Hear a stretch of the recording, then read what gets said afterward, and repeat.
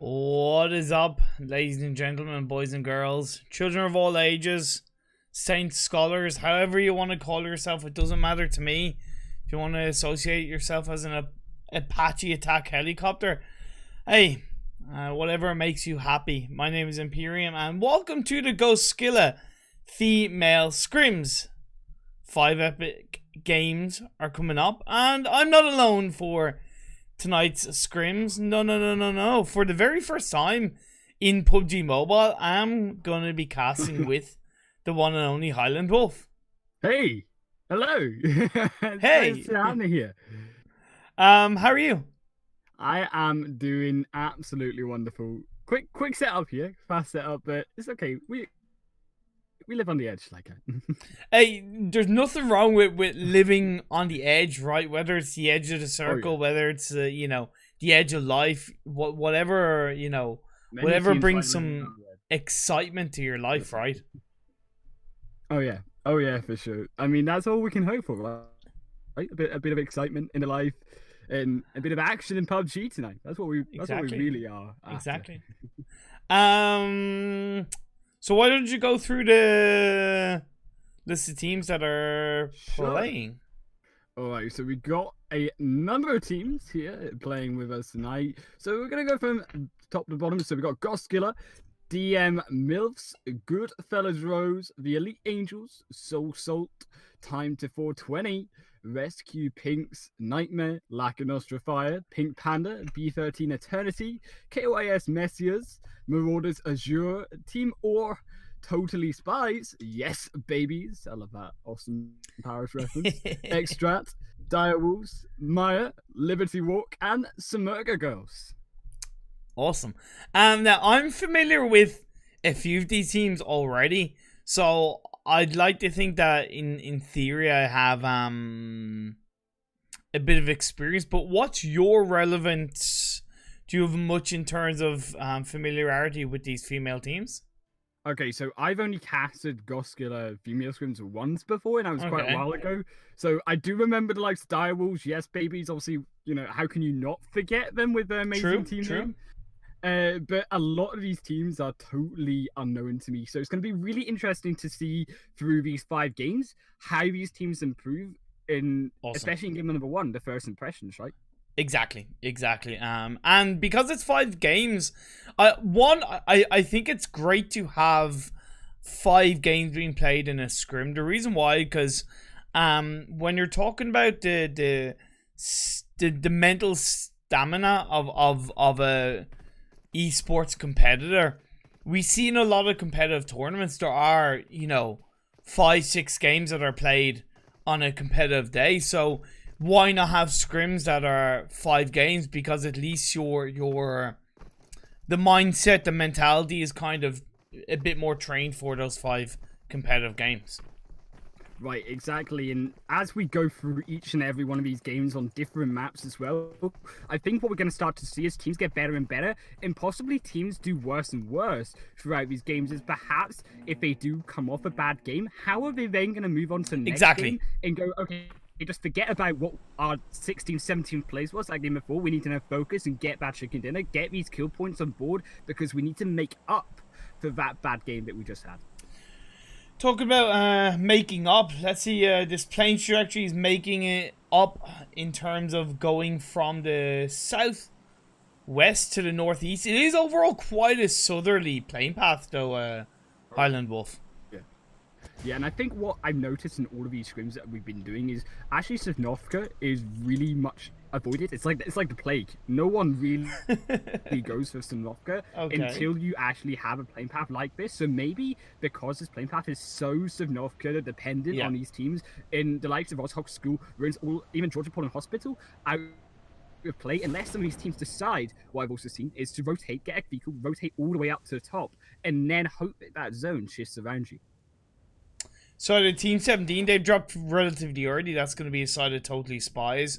So that's pretty fair. You have a DM Mills on the side of B13 Eternity dropping in military base. I do know DM Mills do drop a military base all the time, so it's not an unusual drop for them.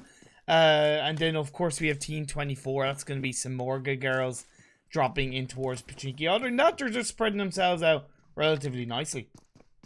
Novo is looking pretty hectic though. We have the side of Nightmare. Also have to keep an eye on Rescue Pinks, and also looks like we've got Soul Salt going to be dropping down in that compound. Expect a couple of these players to drop down to the edge of Novo Reponier there and just kind of avoid the action it may come out from this harbour area. But it does look like a lot of these teams are going to shift towards the right end of the map, which to their deficit, that zone has shifted very mean. Ooh. A lot of it in the water. So it's going to feel like almost a phase 2 zone starting off here. Wow, that is quite heavily down south. It's less so the fact that it's on the west, it's more the fact that it's quite heavily on the south. Plus with the military island in play, you could see you know, if you're looking at the likes of DM Mills and Team 13, which is B13 Eternity, they could you know, they could stick towards that area, as we're seeing a bit of a fight going on between Nightmare and Rescue Pinks. First blood has gone over to Nightmare for now. They've been able to get kill onto Nizari N of Rescue Pinks.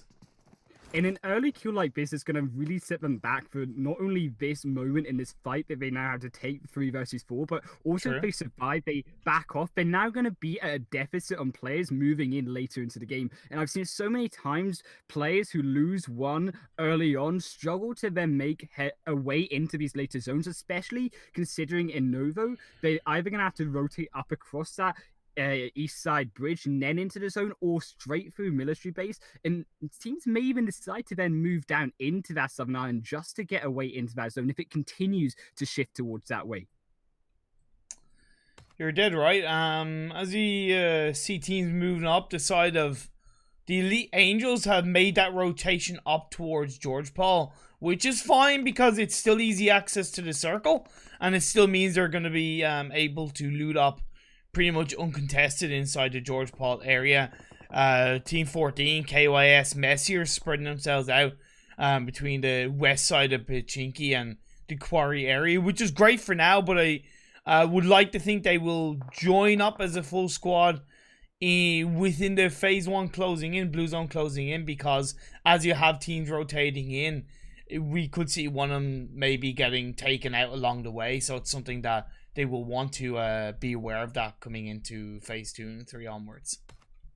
I think what's going to be interesting as well to look at is this kind of row of teams that we see lining up from the Ruins to Rostock to Yasnaya. It's going to be about these 5-6 teams that are going to have to fight their way through into zone, and unless they start rotating upwards or south to inside to way inside that zone, they're going to start fighting their way through each of these teams, and we're going to see a lot of blood be shed making their way into the play zone. You're dead right, and like I was thinking, okay, will it let me change to one of those players, please? That'd be super appreciated.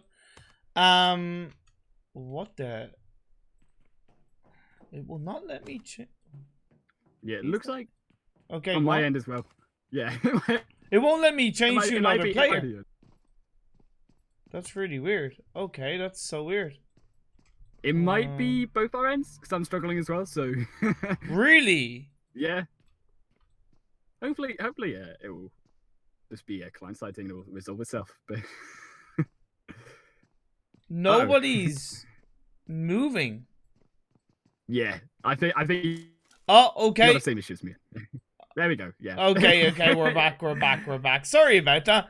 I think there's still a bit of some kind of server room issue because people are having trouble moving, if I'm not mistaken. Yeah. So I think obviously if it's going to be all player wide, then obviously we'll just see all of these teams. No difference in terms of how the game's going to play out when we come back into it once it kind of resolves itself. I hope it does resolve itself. That's so soon. Weird. Yeah, never encountered this before, so pretty interesting. Yeah, I've never had this before myself, and even looking over, trying to, because while hopefully this smooths itself out, when you look at the amount of players in lobby, like we've got 21 teams and 78 alive. We've only lost 3 players. That's 2 from Team 5. That's going to be the side of Goodfellas Rose and 1 of Rescue Pink. Yeah, so there are obviously a lot of players. Perhaps that may be the reason behind it. If we do find a reason, obviously, then we can then report it, and then it can start to get fixed for future patches. But interesting. Just wait.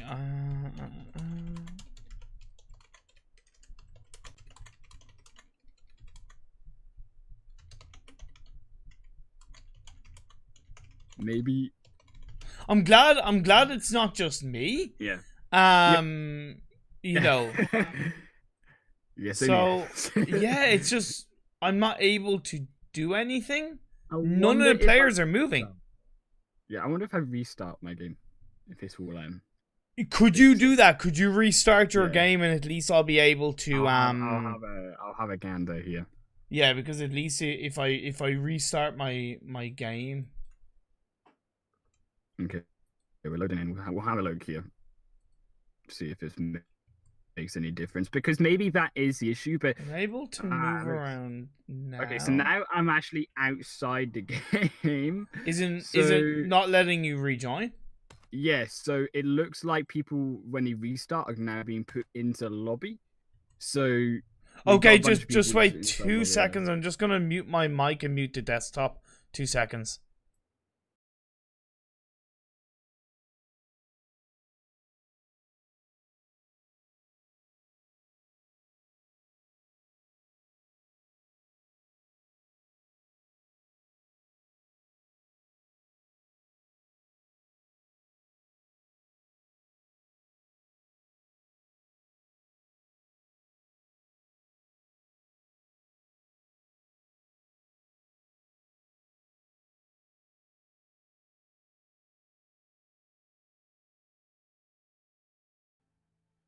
Okay, so yeah, we have an update. Long story short, the room was bugged. Every player is left already. So the room is being restarted. Incredible apologies for that.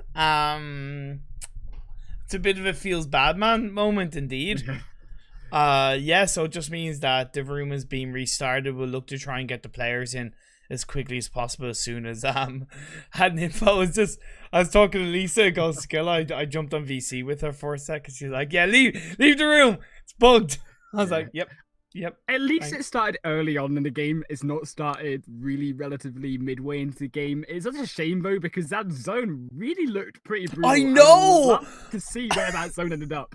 I saw a zone on last Monday where it was starting to basically shift around just above kind of the ruins area. So yeah, teams had to be forced into ruins. So you had about 5 teams fighting through there, and then it shifted past the bridge north. And you had to. I saw teams. I've never seen it get so desperate. Teams, teams in Zenith were literally throwing their cars into the river just to get away through that water as teams were sniping them down from the other side. It was the most desperate I've ever seen players play in a game of Wrangle. Yeah, like I love those kind of circles because there's such a high level of uncertainty that there's a lovely mix of risk and reward. When I say risk and reward, I mean in terms of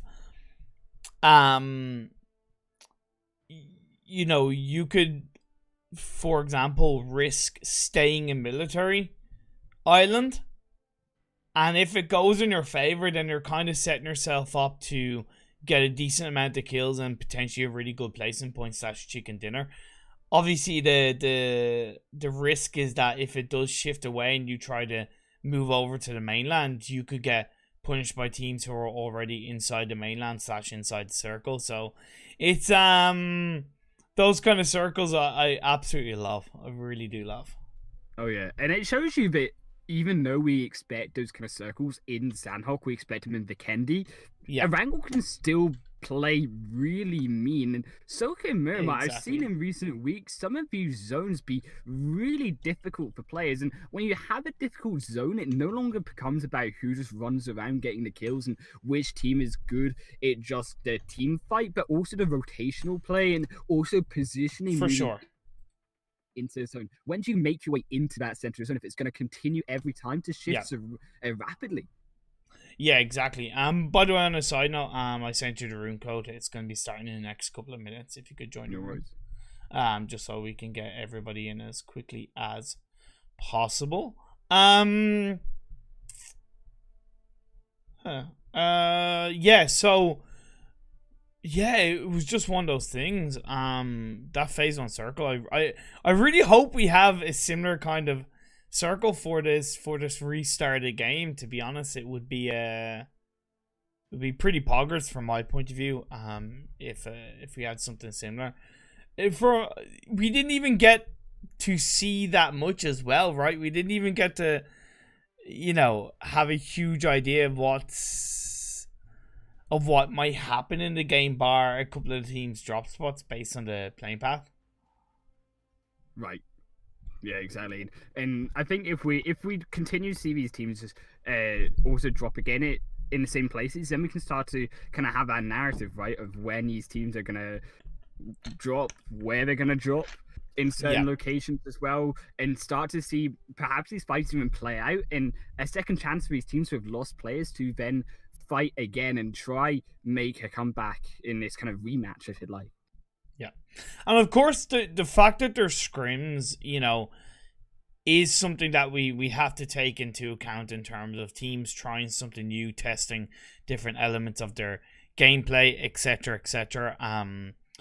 Trialing different players and all that jazz, however you want to go. So, it's something that, what we talk about is always going to be caveated by the fact that these are scrims. So if we notice something that is kind of like, why the hell are they doing that? There could be a reason within themselves why they're making that kind of decision, why they're rotating a certain way, why they're trying to set themselves up in a certain position, because now is the kind of time to test those kind of strategies and different thought processes. Right, and moving into game 1, it's going to be more about these teams, if they're not familiar with their opponents, kind of figuring each other out and being a little bit, I imagine, more tentative, making their way into the zones. But perhaps as we go in later to game 3, game 4, game 5, then we might see the aggression of these teams start to come out more heavy in some of these games. And I think as we go through these games tonight, we might see it start to shift in terms of who will be more aggressive and who will be more passive moving through each of these matches. True. The one thing I would caveat with that, though, is that a lot of these teams are already pretty familiar with each other. The fact that we have 21 teams, of course, does add the extra element of that there's 5 teams, 20 extra players on the lobby. We are bound to see a couple more early game fights. Rotating into the circle is inherently going to be a little bit more difficult. Like I said, though, with these teams pretty much knowing each other quite well, they should be aware of each other's rotational plays and the general play style.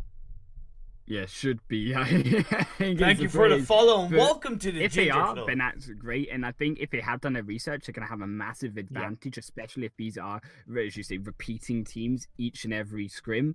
So I think as we head back onto the pastures of Erangel, we'll start to see, I imagine, these kind of same drop locations. We're going to see these teams favor the exact same places that they have before. And we even see, as I mentioned earlier in our first game, if a team does like Georgopol and they always drop around Georgopol when we have that southern plane shift again, they will just rotate up literally in a vehicle all the way up to the north of the map, regardless of whether they know where that zone is or not. Exactly. And, what's your opinion on that? What's your opinion on teams being a bit stubborn to one drop spot in terms of despite the playing path? Do you think teams should have 2 drop spots based on the playing path / based on the teams that are in the lobby with them? I think it's about knowing the rest of the map rather than just your one location, right? Starting out, you need to have that flexibility, and what we'll expect to see from the top teams in PUBG Mobile is teams don't really care all that much. Yes, they'll have their favorite drop locations, but if they have to drop somewhere else, they will. And you have to waste so much time to rotate up as well. If you're dropping in, say, the Therapy or the Quarry and having to rotate all the way up to Georgopol, you're wasting effectively 2-3 minutes of the entire game. And other teams are already looting up, they're already getting equipped, and they're already making their way into zone. And if you're not quick enough coming in later into phase 2 or phase 3, and especially if a zone is heavily in the ocean, you're starting to run out of rooms to kind of maneuver, especially, as you say, with 21 teams in the game. Well, at least this is a bit more of a normal playing path. HighlandWolf going straight down the middle from south to north. It makes it a lot easier, more accessible for teams that do want to land towards George Pole, that want to land up towards the north by Severny, etc. So I think the teams will be a little bit happier with that room remake. Definitely, but I'm sure they will be. But we still see these kind of similar teams that we saw before dropping in that South Island once again. As you say, we got the likes of DM said dropping exactly a military base, but looks like more teams going to be dropping around the military base area rather than going for Novo instead. And we see that kind of split of teams as well, just in the north of that island as well, going to be dropping to exact same locations of Gatga, Quarry, Farm, Milta, in north of Rosshok and Yeah, definitely Nightmare have dropped a bit earlier than Rescue Pink. They dropped down south of military base, gotten into those vehicles that are by the side of the road, which is, in my eyes, that tells a great sign that they know where the vehicles are in Erangel, and now they're rotating to Novo. So we still will have 2 teams in Nova for now. Lacanostra Fire, they're going to be around the farm area. And look at this. Look at this. Pretty much deja vu circle. Oh my days. Erangel, why you do this? I love it, man. I love it. Well, yeah, the playmat was different, but the zone just feels as evil as before. Yeah. So let's head over to Rosshok, where we see 2 teams in the Rosshok area. That's going to be the side of 420, which nothing wrong with that side. Time to 420, and we have this side of Team 5, which is Goodfellas Rose. I'd say Goodfellas Rose are in a bit more of a prime position to get some kills and a bit of a fight on towards the side of Time to 420. I think Time to 420 are obviously already inside this compound though, so they're going to have the building advantage, going to have the height advantage on that first floor, as we see Blair, they're making their way up top, but they are split as well. Keep in mind that they are in this triangular formation, and the side of Goodfellas Rose are together, and he could just rush Blair, who is alone and separated from Basin and Eliente. And I think that's kind of what they're doing. We do see Nairobi is flanking towards that little dip of Rosshok. It's kind of out in the open, but because there's that dip behind, she can't disengage if a couple of shots are hit in her direction. A grenade was thrown in the direction of Blair, but Blair was able to get up that hill and disengage away. And I gotta say, it's nice wraparound by the members of 420. I know Blair is further apart, but I still think that's overall pretty good, because Baze has been able to get closer to Eliente, and it just means that they seem a bit better positioned together, closer to each other. And I think I like the rotation coming out, not only from Marcela there to try cut Blair off, but Blair also rotating far back up that hill and then rotating towards that eastern side of Rosshok as well, just far away as they can from the side of Goodfellas Rose to now recuperate together. Thank you for the follow and welcome to the Ginger Club. Rose 3-on-4. Over and towards the military island, we did see the fight between DM Mills and B13 Eternity go in the favor of B13 Eternity. They're still up as a full squad. However, DM Mills has 1 player left standing. That's going to be Mazvi. That's going to be left standing for her side. Or, sorry, Nazvi. So that's going to be pretty good. And then I'm looking over in the Pachinki area, because there is 2 teams looking to cause a little bit of trouble onto each other, with Team 24, Simurga Girls, getting an early knock onto one of the members of Team 18. That's Yes Babies. Yeah, Erica is going to feel the pain and currently being revived by Clow. Simurga, though, they're going to have this time now to position together, try to make a move on top of Erica and Cloud, we see Pandora and Jonas making their way closer and closer. Perry also crossing that road. Gevin does get shot up almost, but no, gonna retreat now and actually behind that wall and get a double knock up. And they're not able to handle the power coming out from Smurger Girls right now. Getting outplayed, unfortunately. Nurkan, they're going to surely clean up these two members, but HighlandWolf going to do all they can to try get a return knock-up if they can. Currently for 2-for-1 towards the side of Smurger. Yeah, really like that from the side of Smurger Girls. They pushed in as a unit. They had 2 players on one side and 2 on the other. Of course, with the sprays that are coming out from Henawai, that is at least pushing back Smurger Girls for now.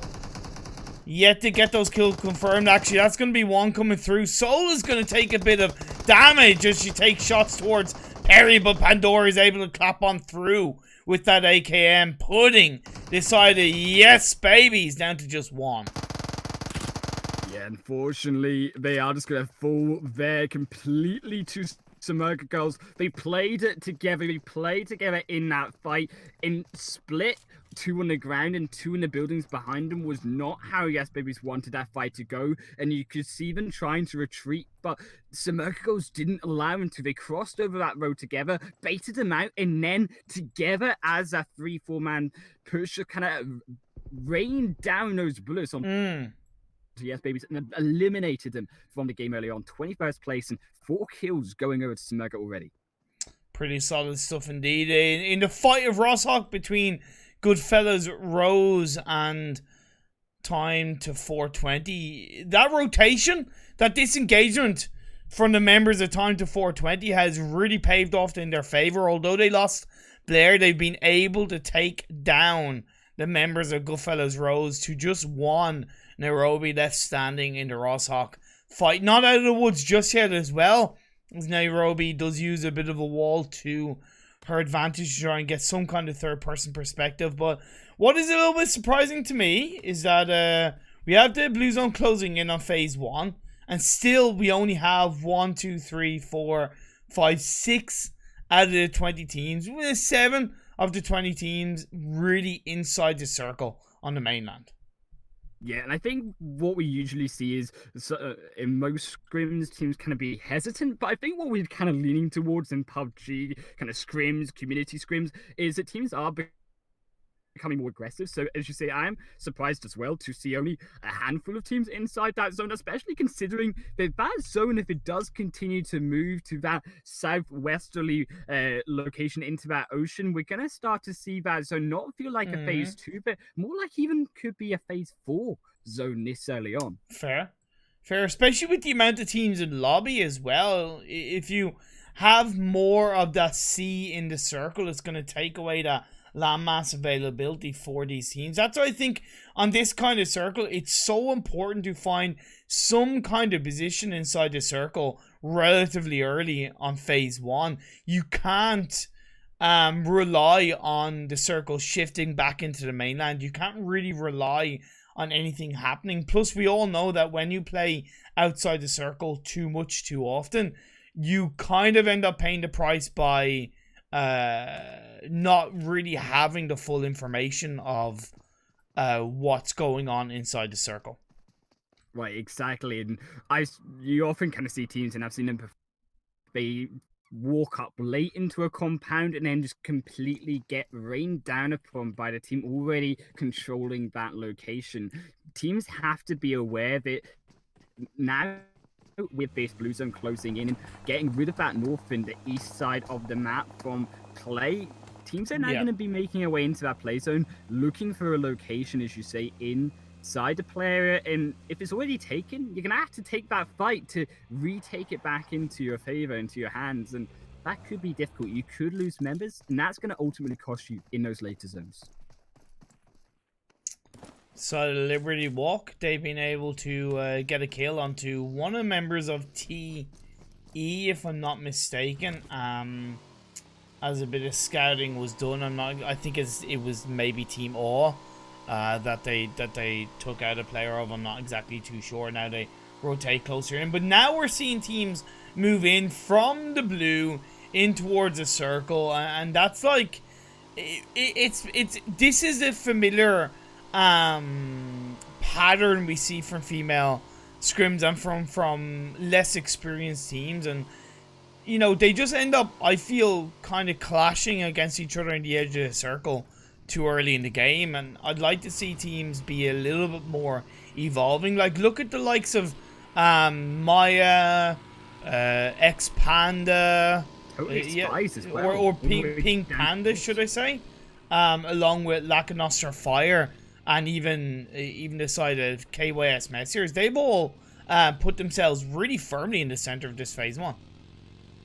Right, and we see these teams who have made that early rotation control somewhere in that play zone, and it's going to be really interesting to see where that zone shifts. It does shift away from all of that ocean area, going to be on the land, so now we're going to start to see a more normal game of PUBG, but still could shift away to that Primorsk area, to the pier. And what is interesting is all these teams as well on that bridge on that west side, they're going to have to make their way across, and that area is now already controlled by the enemy.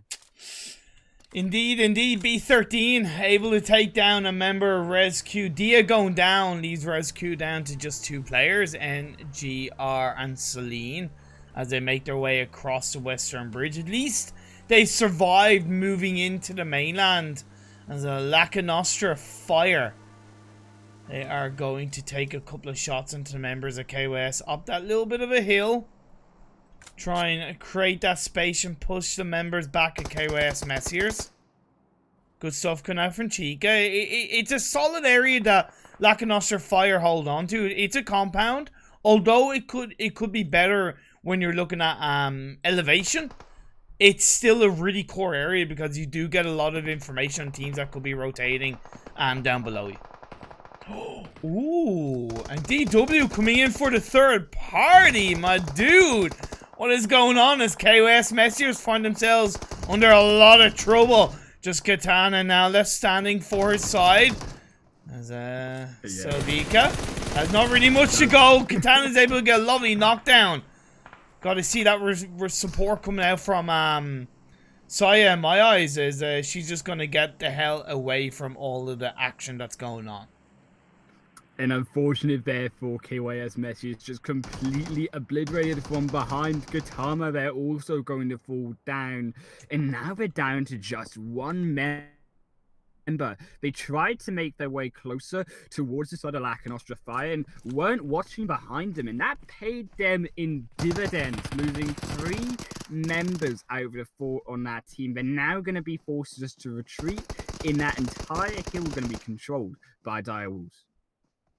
Talking about controlling.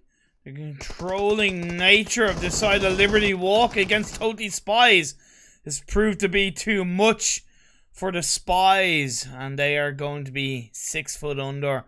Going down to the hands of Liberty Walk. Nice push that came out from the female team of Liberty Walk. Able to eliminate that squad.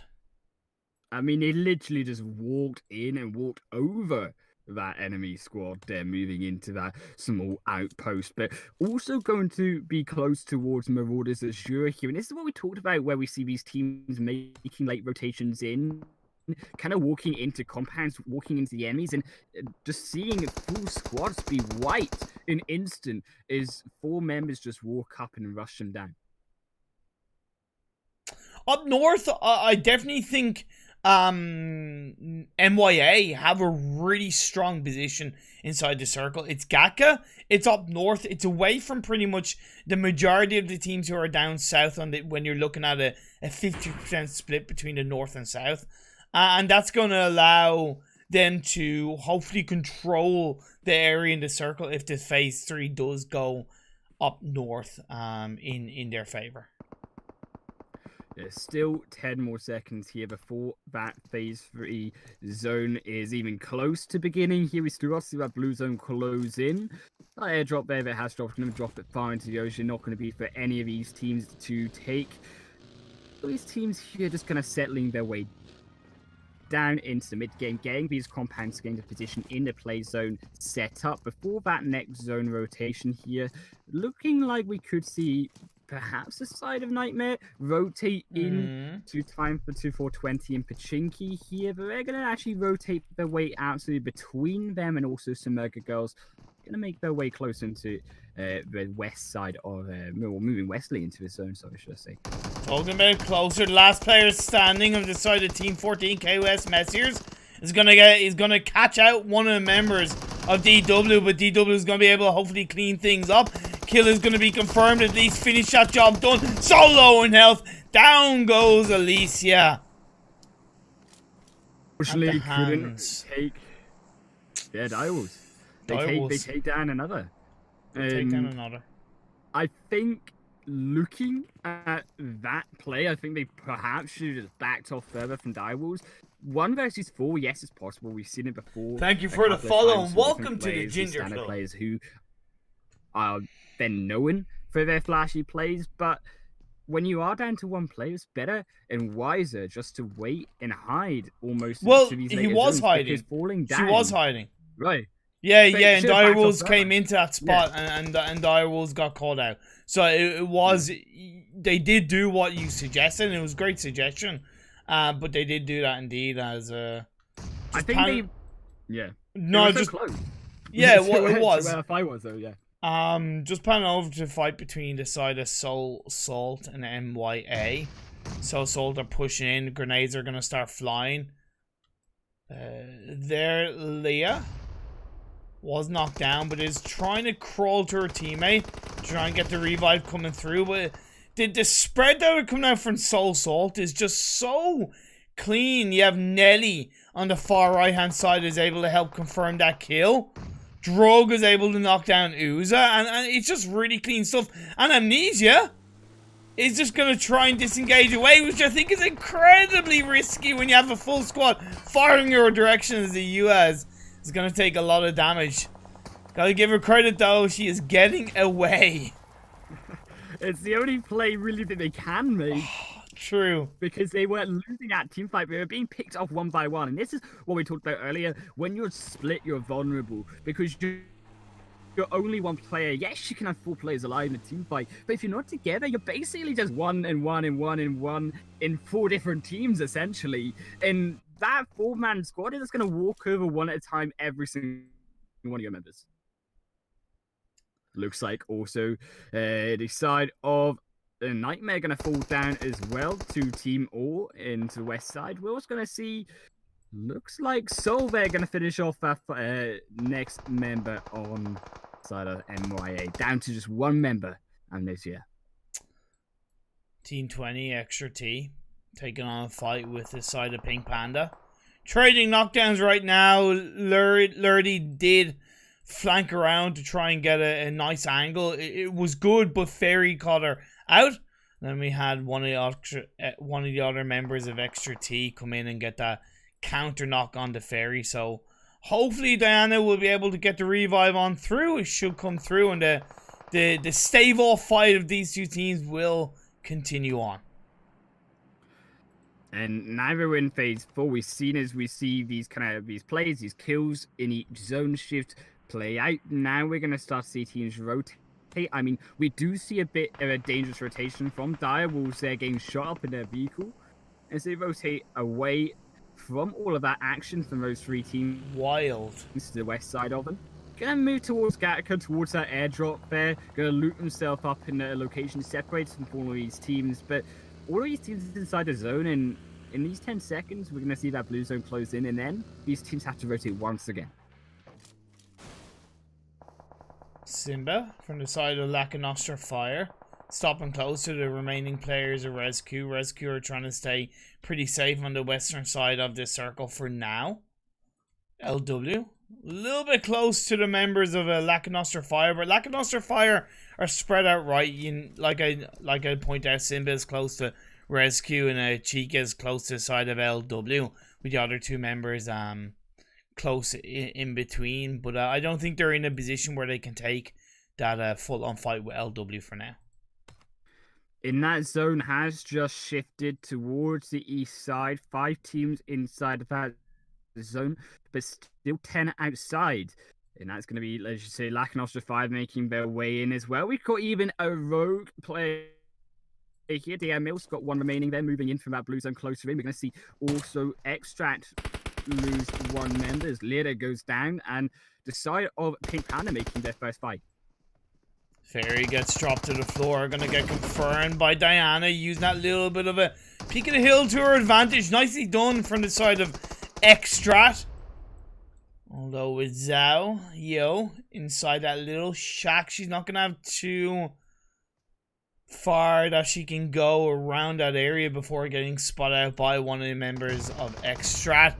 Well, Tiamo with that great shot on towards Lisa will drop her to the ground.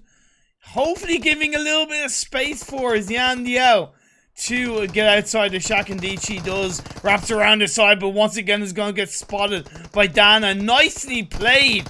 Using that peak of the hill so expertly to move up, shoot, move down. Move up, shoot, move down. And that was always going to be a huge risk for the side of Pink Pandas. Look at his third parties, DM Mills. They might actually just rotate round to north side, tried to find a couple snipes and a couple of kills. They're on 0 right now, only one player is Nazvi, they're the only one alive. But this fight's so back and forth between these two teams. We see knock for knock as well. That kill feed does look like we're going to see the entire side of Lack and Nostra Fire be wiped by B13 Eternity, trying to make it into the west side of that play zone. I think it was based on a rotation. Crashed into the compound, held onto by B13 Eternity, and they got taken out in the end. I think that's how it went down overall. And you know, that's always a risk when you take those kind of rotations in the end. As a Rescue was able to take on no, they did lose, I believe, a fight. We also have the members of Team 7 once again continue to get those kills. They're 7 so far for Soul Salt, looking pretty strong. And we're only on phase 4 right now, but with all these teams clustered inside of this zone, it really almost feels to me like we're a zone ahead of where we actually are in this game. There's so much fighting going on because these teams, as you say, they're much more aggressive than what we're used to seeing in the higher tier scrims, where teams are much more patient, much more calculated, whereas these teams are all guns blazing. And props to them, if it works, you get loads of kills and you get loads of points in total. See, 2 remaining players of Goskilla not really knowing where they want to go, pinching themselves in between a couple of teams, most recognizably the side of Team 16, Team All, but they do have one team behind them. That's going to be the side of the Elite Angels. So it's a matter if Goskilla will be able to survive. Fraz going to be last player up. Jump went down just like that. You know, so the wild rotation from Goskilla as 2 remaining players is all well and good, but if you don't have a spot you want to go, you can't scout at this stage of the game. You can't. You have to be defined on your spot. And when you look at LW as an example, they pretty much know where they want to go, where they want to stop. As Frag gets dropped by the side of Team O, that's going to be the end of them. This is where things start to get a little bit wilder and wilder as teams are just moving in amongst each other. Yeah, we see teams even outside of the play zone dropping the side of Extract taking another 2 kills. But inside this play zone, Artica there with it, Uzi just driving in and gonna absolutely eliminate Katsumi. Gonna fall down, be firsted down, and Team 23 Liberty War just getting absolutely run down, and Artica's continuing to get kills against B13. Arctica is firing on all cylinders, having the support from Alicia on the other side, while the side of LW still hold on inside the middle part of the circle. Soul Salt, they haven't moved. They're still in Gaka. It's on the western edge of the circle, but they're kind of benefited from this, right? Because now they're able to fire from the edge of the circle, using the high ground onto the members and teams that are well inside the circle. As extra T, Lisa, inside the buggy, just not really knowing where she wants to go. So wild. right as Alicia shoots down upon them, so low, we crash into each other, into Dana there, and it's stuck in that pit. Dana's gonna fall down. Lisa's surely gonna fall down to that zone as well, and that's gonna be that entire side of Extract completely wiped by the side of Team Or, doing so much work. 9 kills inside of this final couple zones here. Really, the biggest things that a lot of these teams need to improve on is late game rotations. You can't do that kind of thing. You can't. You just can't do that kind of thing. You're going to pay the price. Decided Team Soul moving away from Gaka as the circle does shift away from them in towards the northeast.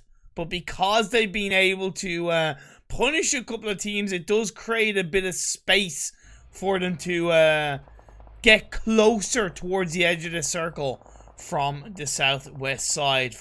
Shots are being fired in all directions by a lot of these teams as they try to create a little bit of space coming in towards the sixth circle. Thank you for the follow and welcome to the Ginger Club. So have literally moved towards the edge of that blue zone. They are not wanting to fight at all in the zone, but now they maybe have their chance here. They're driving in towards a side of Team Or here as they just get wiped down. Unfortunately, Alicia did get knocked, and with only one member from Or up, with also driving in, there was no stopping him, and now 9 kills for Soul as they rotate in with these final 4 teams into this now phase 6 zone. But it's going to be so tough as Drug now smoking up in that vehicle, going to be sniped down, and Drug going to be separated from the rest of their team.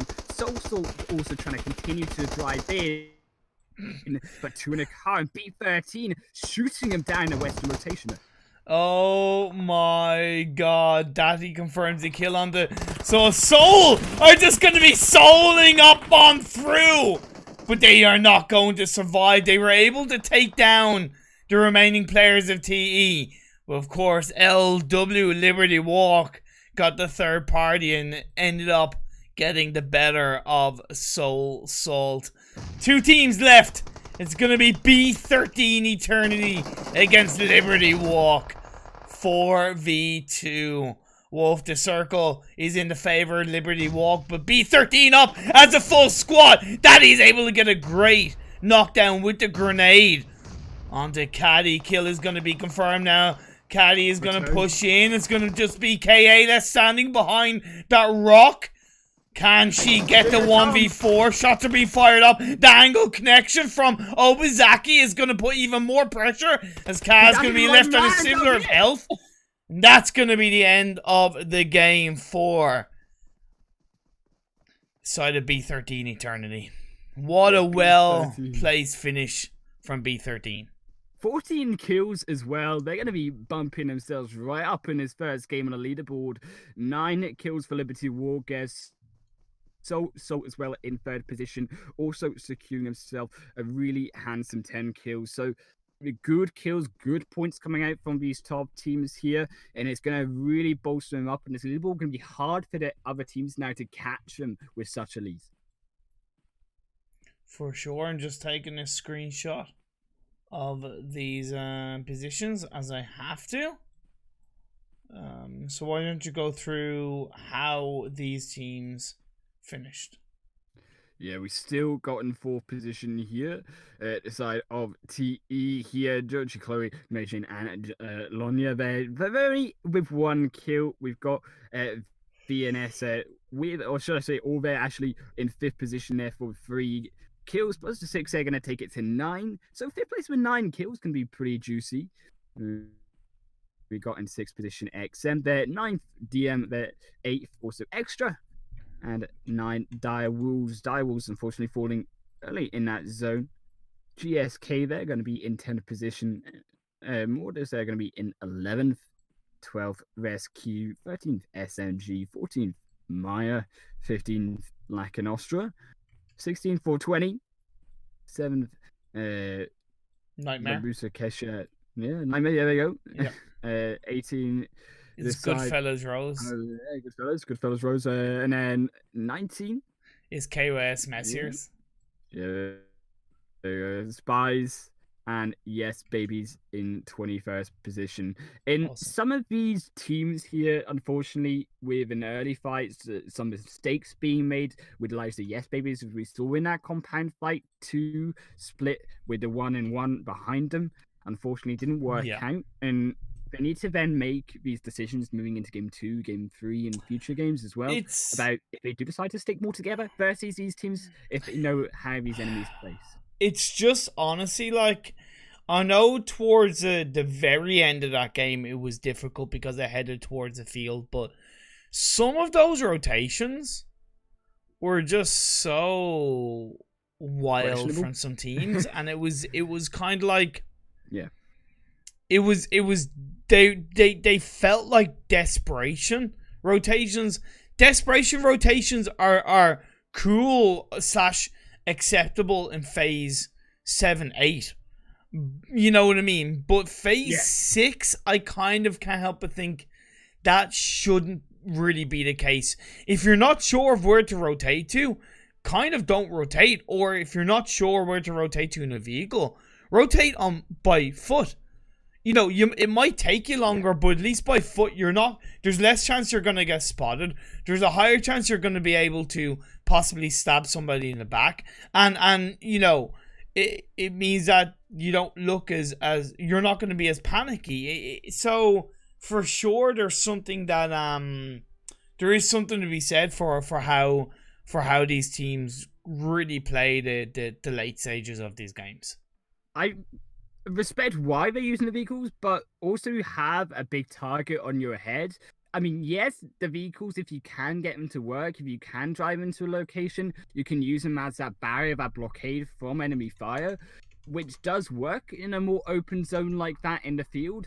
But moving in so late with your vehicles straight into the hands of enemy teams, which you kind of knew were there from previous fights where you could hear the gunfire being off, it doesn't really make sense. I mean, they literally just drove into the fight, attracted all the attention, walked back into the pit where they were just completely shot down in that low ground. Exactly, and yeah. One of those games indeed. Just one of those games indeed. Yeah, I mean, you cannot be also crashing into your teammate when you're trying to drive back. That's just gonna kill you both, and as we saw it did. Oh well. What can we really say? Indeed. Yeah. Time to improve, though. Time to improve. Still 4 more games to go. Exactly. So For sure. Well, as we do have the code for the second game, I'm gonna go ahead and go for a bit of a break for a couple of minutes. But myself and HighlandWolf will be back to you in just a few short minutes. See you guys soon.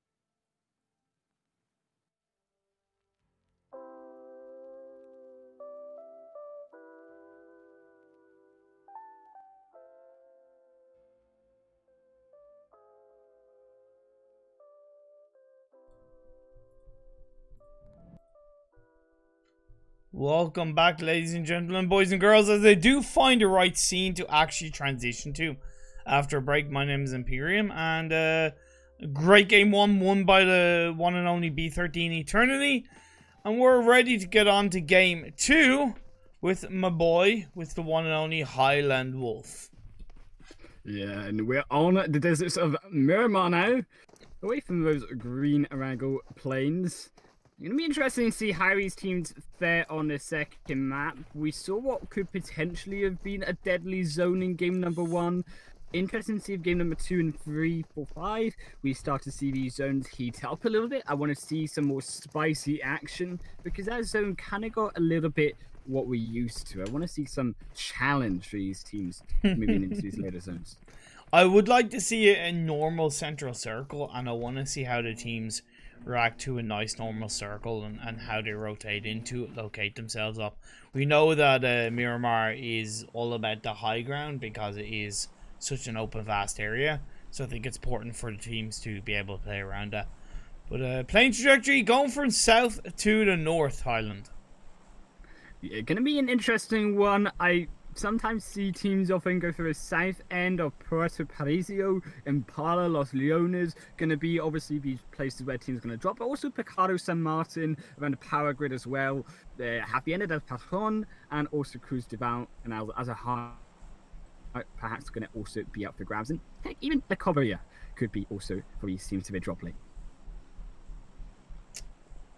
I'm expecting quite a few teams to drop in towards Los Leones, and I think that's going to be the case for now, give or take 3 to 4 teams hovering towards the city area. We know that there's also a lot of valuable area on the outskirts of Los Leones with those warehouses and with that kind of high ground. There's always a couple of vehicles you can play around with.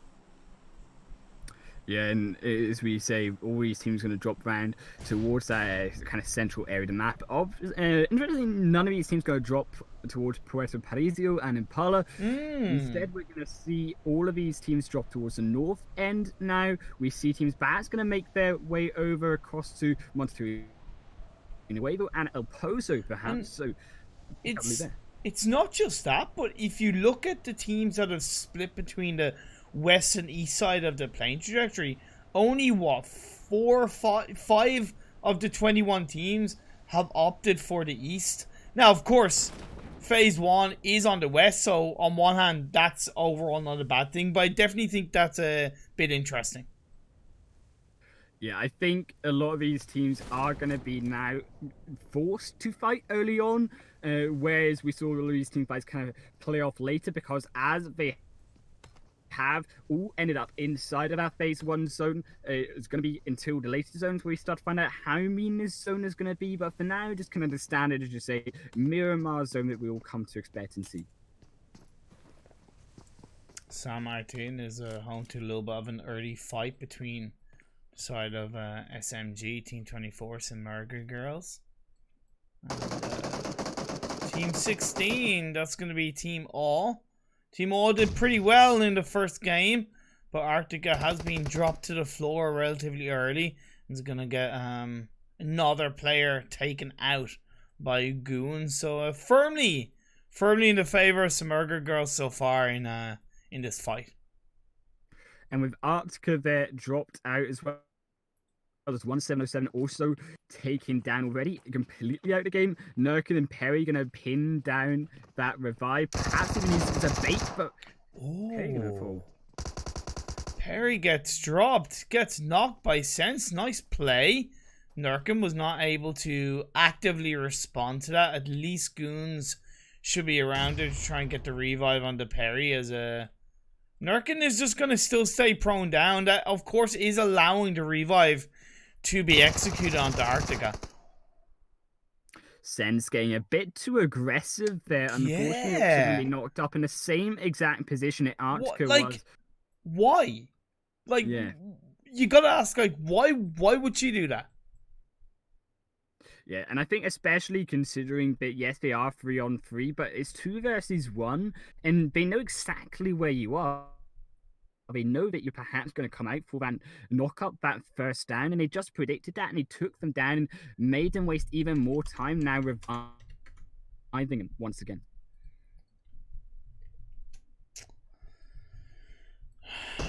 definitely a small bit of a mistake as this fight comes back down to a 3v3. I know there's a bit of action happening around it. Rest of the map, which we'll have to be aware of, is Arctica is going to drop Nurkin. Nurkin was a bit too passive, paid the price, dropped to the floor. As you gotta say, Arctica, I'm noticing how aggressive and strong she is overall, even though Nasty did get taken out. The decided team want to continue and control this fight. Yeah, that 1-for-1 trade just going to go ahead for now. But Perry and Gunners are going to be together, as well as Sensenartica trying to make their way inside of this compound. But Perry Gunners on the door there. It's going to be a bit of spray. Inside, Sense goes. No, right, nice by Arctica, finding shots on through. It's gonna be a trade. Knock 1-for-1, not quite. Arctica drops to the floor. It's gonna get knocked down. It comes out this 1v1, and Sense wins it out for Team Awe with a glimmer of health left on the bar. Team Awe will survive. So close on this team, but they played it smart. They weren't too aggressive. They didn't dive in too a time into that one door and just get wiped out in the close range. They played it out. They forced the enemies outside of the compound to fight, and that's where they had the advantage, because they had to walk out the door. They got the first knock up, then walked inside with the backup from Arctica as well, just to help Sense out and deny the first on to Sense, and also take away the rest of the enemy team. 4 kills, but they lose 2. They're gonna have to now play the game just as half a team. Also, the big fat rip on the stream where thank you for the follow and welcome to the Ginger Club. Where I accidentally had the wrong scene on. And I just noticed that somebody tagged me on the Twitch chat, and I was like, oh crap, so I changed the scene, but it was after that fight happened, so yeah. Some epic radio casting. Well, here's the thing, I wasn't going to hype that fight up so much because it was an early game fight, but when I realized it was like, oh wait, this is coming down to like a really close fight, I was like, whoa, shit just got interesting, you know? Yeah, super early on. Sometimes we do see those epic fights play out, and it's great to see that throughout the game rather than just have to wait 20 minutes for the end for all that kind of epic, juicy action that we're used to seeing. Feels bad, man. Sorry about that, guys. People in chat are like, can we actually see what's going on there? Like, yeah, you will. Nice hype, but I do remember, on a side note, having to radio cast a game of Vainglory, because there's a bit of technical difficulties from the stream side. So I have had to do it in the past, and it was pretty interesting. Did have a bit of fun with that. So anyway, back to this game.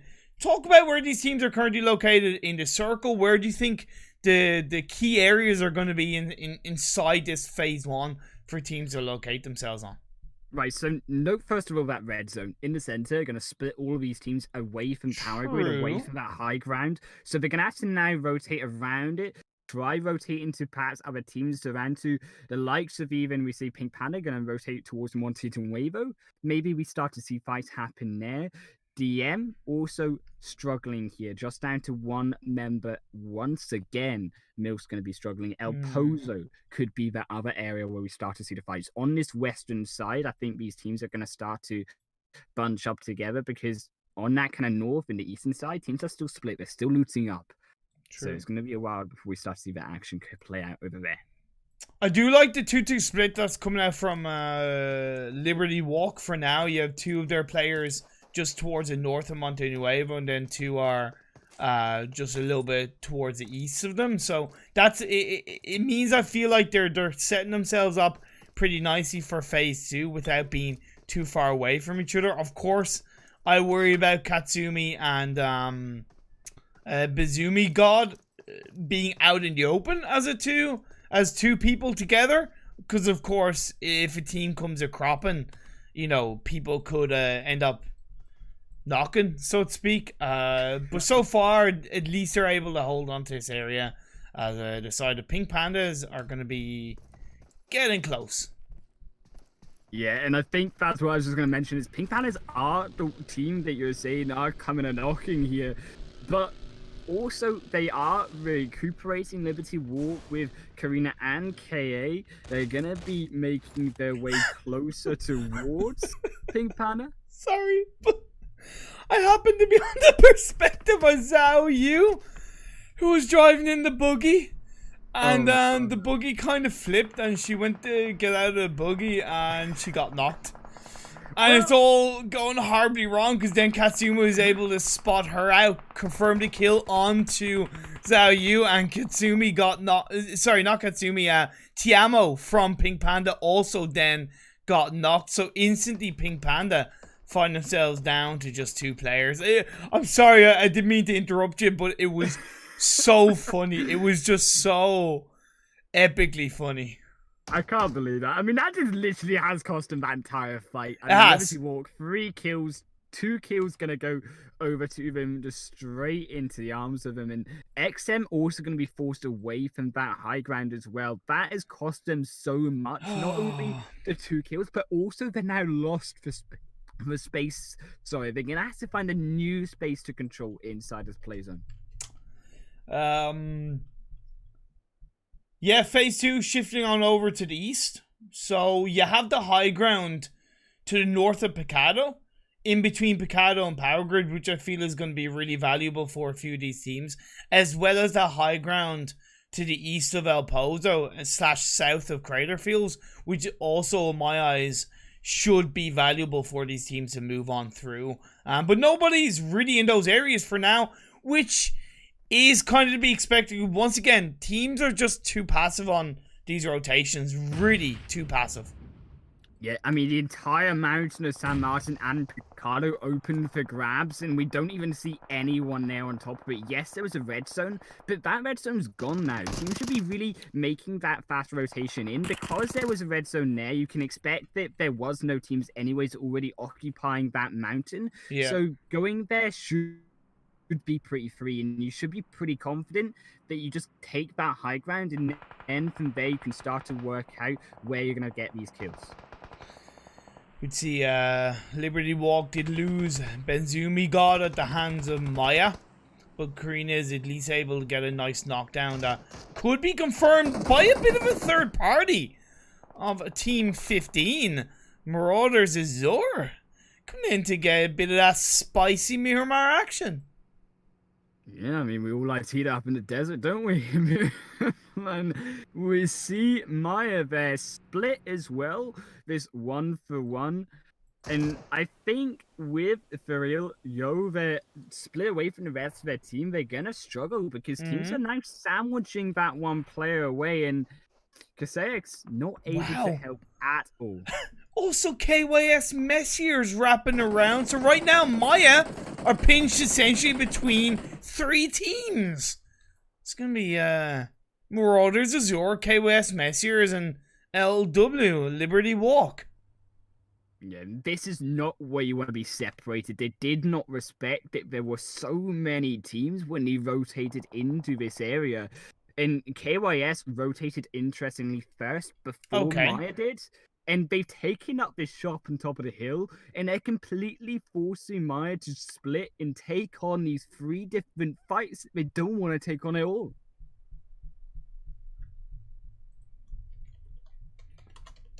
Sorry, my good sir, HighlandWolf, as we see the blue zone is going to be closing in relatively soon, indeed right now.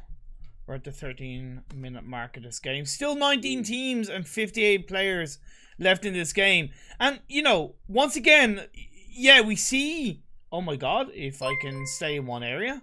Thank you very much, Amethyst Gamer, for the host of 28 viewers. The side of Yes Babies have put onto a high ground position outside of El Pozo that I recommended. But once again, nobody's in the high ground above Picado. It's a free area for now. It really is, and we're finally seeing So potentially take up to San Martin, but no, this red zone is completely on top of the side of KYS Messias there, and that could force them now to stop fighting, stop taking down Maya and putting that pressure on top of them, and this could buy Maya the time that they need to try recuperate as a team and allow Dozer over to Ferriel in case it's there to kind of pincer perhaps even the side of LW, take them down here from Liberty Wolf, a second place team from game number 1. I'm waiting for the next phase to move on up and show its face, rear its ugly head, all the while Karina of Liberty Walked is going to get dropped. I'm trying not to focus too much on the fight as the circle centers right up in the hills of Picado, where the one and only Soul Salt have occupied. Could this be their game? We saw similar position held onto by Soul Salt in the first game where they were able to take advantage of teams around them. Could we see something similar happening in this second game? And I think it is interesting to commend actually Soul Salt for their rotations so far in the first 2 games. Soul Salt were patient. They waited to get into the final couple teams in game number 1 before moving in. Unfortunately, they couldn't finish that game off in their favor, despite the fact they had a good amount of kills on board, 3rd position. But now they're the only team in game number 2 controlling that entire San Martin and Picado hill. I think it would be interesting for them to split apart across that hill and cover the entire back and to front of that mountain for teams walking in and get those 3 kills that you can just often get in Miramar in these open plains up to the mountainside. So the KYS Messiers are looking in towards the direction of Liberty Walk with Maya pinched in between, but Maya are choosing to disengage. At least there, Leo's Katana got a great knock with the Car 98 into Katsumi, really well executed, and that is giving time for their Laya to join up with her teammate, and Maya will continue on as a 3-woman team. But of course, there's a couple of teams rotating in from the outskirts of this circle. Yeah, the pain there do not respect the fact that Maya are just recuperating the FE13, so I will be actually also on the outskirts going to pincer as well the side of Marauders Azure, who have just walked into their doom right now. But this Amani, they're going to be able to survive for now. Also, Barishka maybe falls down too, but so low. Yeah, just fights ranging on all around. There's also B13 Eternity, the winners of game 1, hovering around the area. So that's where Maya have just been able to push both of these teams back. B13 Eternity also finding some kind of position towards the edge of the circle, but Dire Wolves are camping them on the further south side. You have Nightmare on towards the high ground, which is overlooking this side of Marauders Azure for now, with Lyrelli with a beautiful AWM in her hands.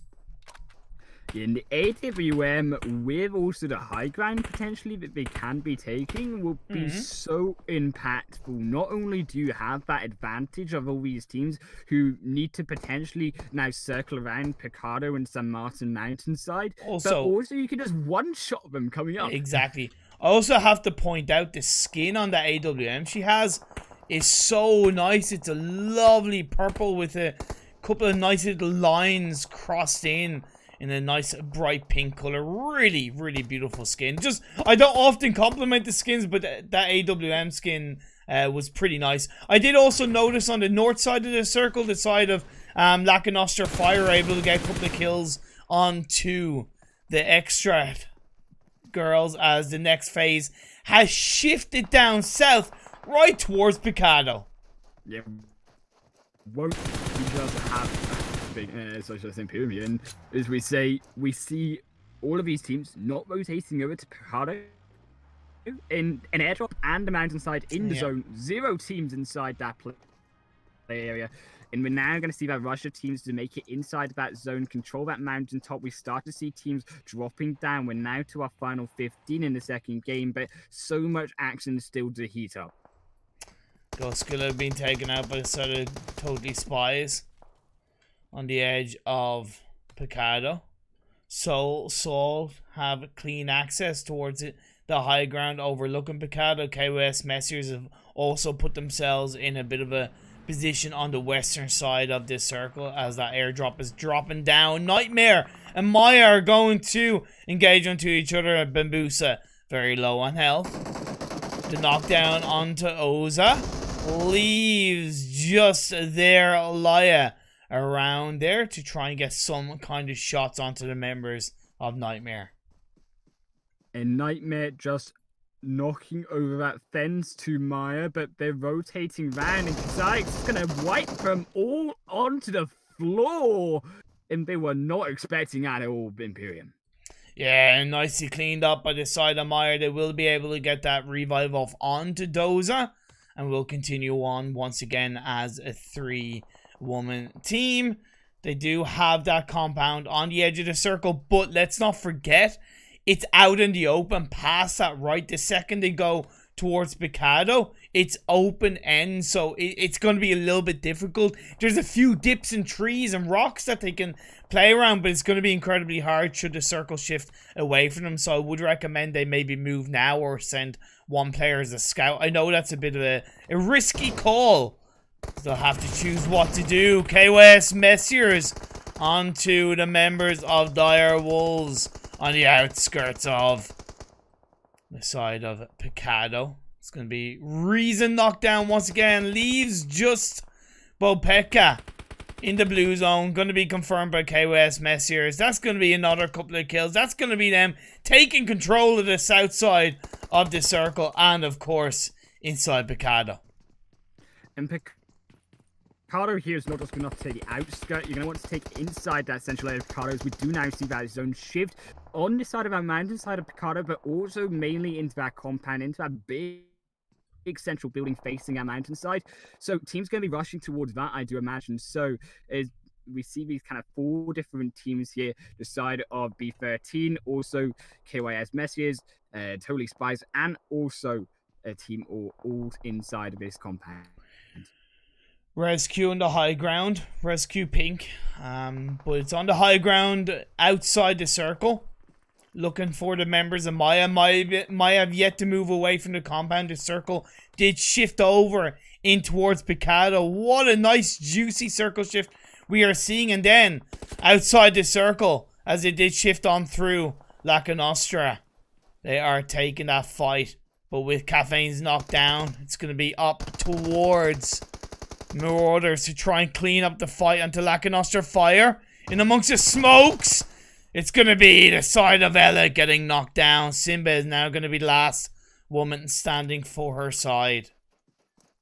Simba has to pull off a miracle play here, but they do get one knock up.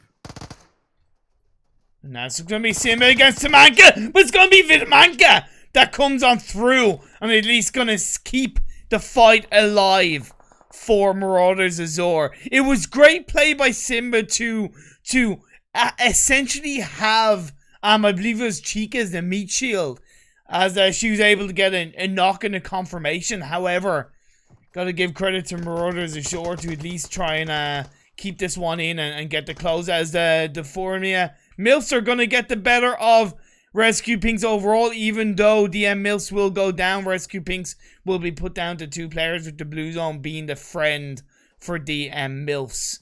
The circle pushing on through. It does go up north of Picado with Soul Salt in one of the compounds that is inside this circle.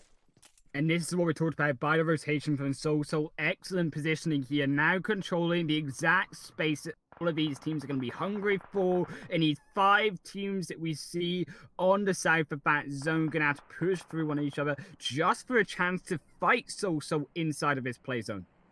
At least for the side of Totally Spies, they're gonna be able to move from building to building within Picado, so in theory it's a bit of an easier rotation compared to any of the teams on the west / up north that might be outside the circle. At least with Totally Spies' point of view, they are further ahead of KOS Messier, so they can camp them on the edge of the circle and occupy the casino as their homeland for phase 6. But interesting, that casino is so open. There's no real cover on the top floor, but in equal amounts, you do have a lot of areas to shoot at. And you see the side of it does look like Rescue Pinks are going to suffer as they try and make their way into Soul Salt's range, getting taken down to low health by Total Spies. I gotta give credit to Rescue Pink though. They've been able to move down the hill. It's very awkward and very hard. A Soul Salt will want to close out that squad right onto the members of Rescue Pinks with the blue zone closing in. We're gonna see Dia trying to hold on the blue zone, but that's not gonna be enough because Nelly is gonna knock down Celine. And that is gonna leave the side of Rescue Pink gonna be out and down for good as Soul Salt push on through. Totally Spies were able to get the clean up onto KWS Messengers, which is kind of what I expected with that Phase 6 blue zone becoming so hard to deal with. The circle has favored two of these three teams that are left inside the game. You do have one remaining player of Yes Babies inside this game, Erica, but is going to have to go down this hill, push through on the rocks, on the high ground, out in the open. Is going to find Andre, but that's going to be too much as Alondre finds Erica. We've got two teams left standing in this game, with Amy taking a chunk of damage. Bambi finds her. The casino. She shoots her look. Goes for the red 20 and finds the bullets to get that knockdown on the confirmation, leaving Soul Salt with just two players up. Bambi on top of the roof of Casino on that ultimate high ground with his grenade are going to start flying in the direction of Soul Salt. Look at these grenades flying down. They're just going to use these grenades to force them outside. And it's going to be it. Kitty gets another knockdown. Alejandra is able to come in on the corner of the side. The squad right comes through. The woman advantage becomes too much. And Totally Spies gets the chicken dinner with 11 kill game. And Spies there with those 11 kills going to look so juicy. Bump them straight up to the top of the rest of these teams from game number 1. But so interestingly, a second place finish plus those 5 points. Going to be 19 points going over in game number 2. They were third place with, 10 kills in game number 1 as well. Nice and consistent. Add those 20 points together, 39 points in total in 2 games. They're looking really comfortable, and they might even be that top team on the leaderboard right now. Yeah, like it's just good to see that consistency from a team, right? When you're looking at scrims, when you're looking at how a team can perform and kind of, you know, set themselves up for a competitive type tournament. Consistency is so important in that kind of area, as I do take screenshots of these results if you don't mind going through the finishing positions of this game. Yeah, interesting to note though, Yes Babies from last place to third is a secure himself through 3 kills. Are going to be 13 points from game number 2. The 2 players here from B13 are going to secure himself 4th position. VNS, or so I should say, actually going to be in 5th position. KYS Messi is going to be in 6th. Rescue 7th. The side of Liberty Walk in 8th position. Maya going to be in 9th. And is going to be in 10th. The side of DM going to be in 11th position. Here we've got Lac Nostra in 12th. 420 in 13th. And Direwolves here in 14th, Nightmare in 15th, GSK in 16th, Pink Panda, in 17th position, Extra in 18th, TE in 19th, the side of GFO in 20th, and down at the bottom, unfortunately, SMG.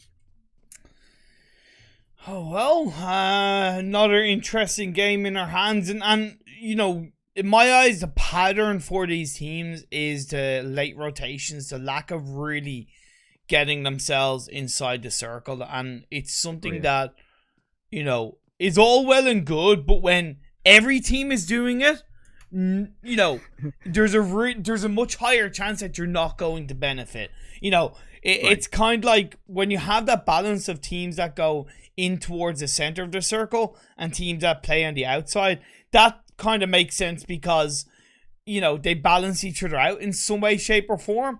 But when all the teams, or pretty much all the teams, are playing on the edge, you know, it just it's not as, it's essentially not as it's just not as good. It's just not as good. I don't know how else to say it. It's really not it's not the right way to go about things.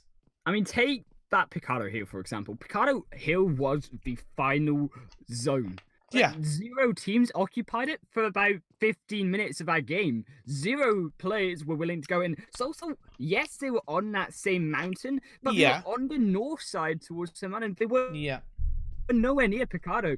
And until that zone finally forced those teams to get to the hill, no teams really wanted to opt for it. And it was so obvious that there were no teams. There was an entire red zone. The best way of summing up how these teams are playing right now is that they're reactive rather than proactive. Right. So as a team, if you're proactive to how the circle is going to shift, you're more heavily going to benefit. Whereas for a lot of these teams, it's kind of like they're waiting for the circle to shift and hoping that the circle shifts in their favor. And when it doesn't, it's either the fact that they rotate wildly without knowing where to go, or they're rotating late along with 4 or 5 other teams, and they're fighting in a way that is not really beneficial for any of the teams. So it's something that I really want to see a lot of these teams evolve from and not be passive. It's like they're scared, and it's like, don't be scared. Don't be scared to take control of the game, because when you take control of the game, you take control of your result. Don't rely on other teams to mess up, you know? I think proactive would have been understanding it. That red zone was in control of that hill for about the first 10 minutes of that game. Red zone after red zone. There was no one going to be on top of that hill once that red zone barrage finally stopped on Picado. Many teams could have just walked up and taken after 3. Exactly. But again, you know, with these being scrims, that's kind of why I think it's important for us to kind of talk about areas that the teams, from what we see, because all we can only do is go by what we see, is, you know, when we talk about areas that we think the teams can improve on, you know, the caveat of the fact that they're scrims, so fair enough. But if somebody wants to, Sash can look back on the VOD and kind of go, okay, well, this makes sense. Let's try something different, and they see a positive result, job done. So it's kind of like it's we don't say it because we want to hate on the teams, this kind of thing.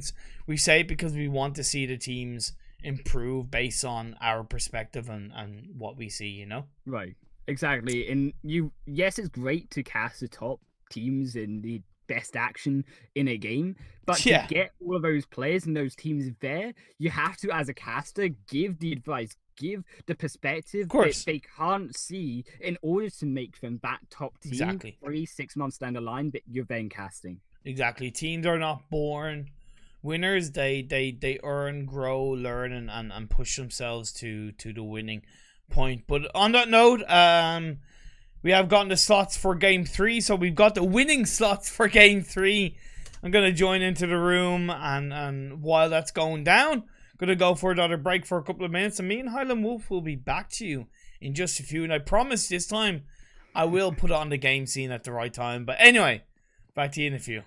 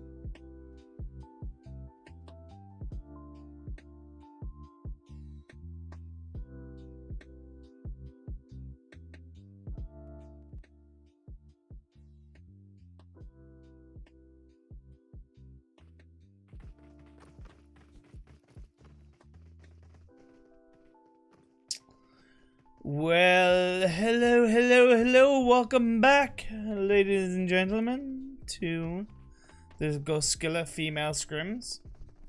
We've had 2 games. Game 1 was won by B13 Eternity, and Game 2 was won by Totally Spies. Now we're heading over to the snowy mountains of Vikendi with myself and my boy, HighlandWolf.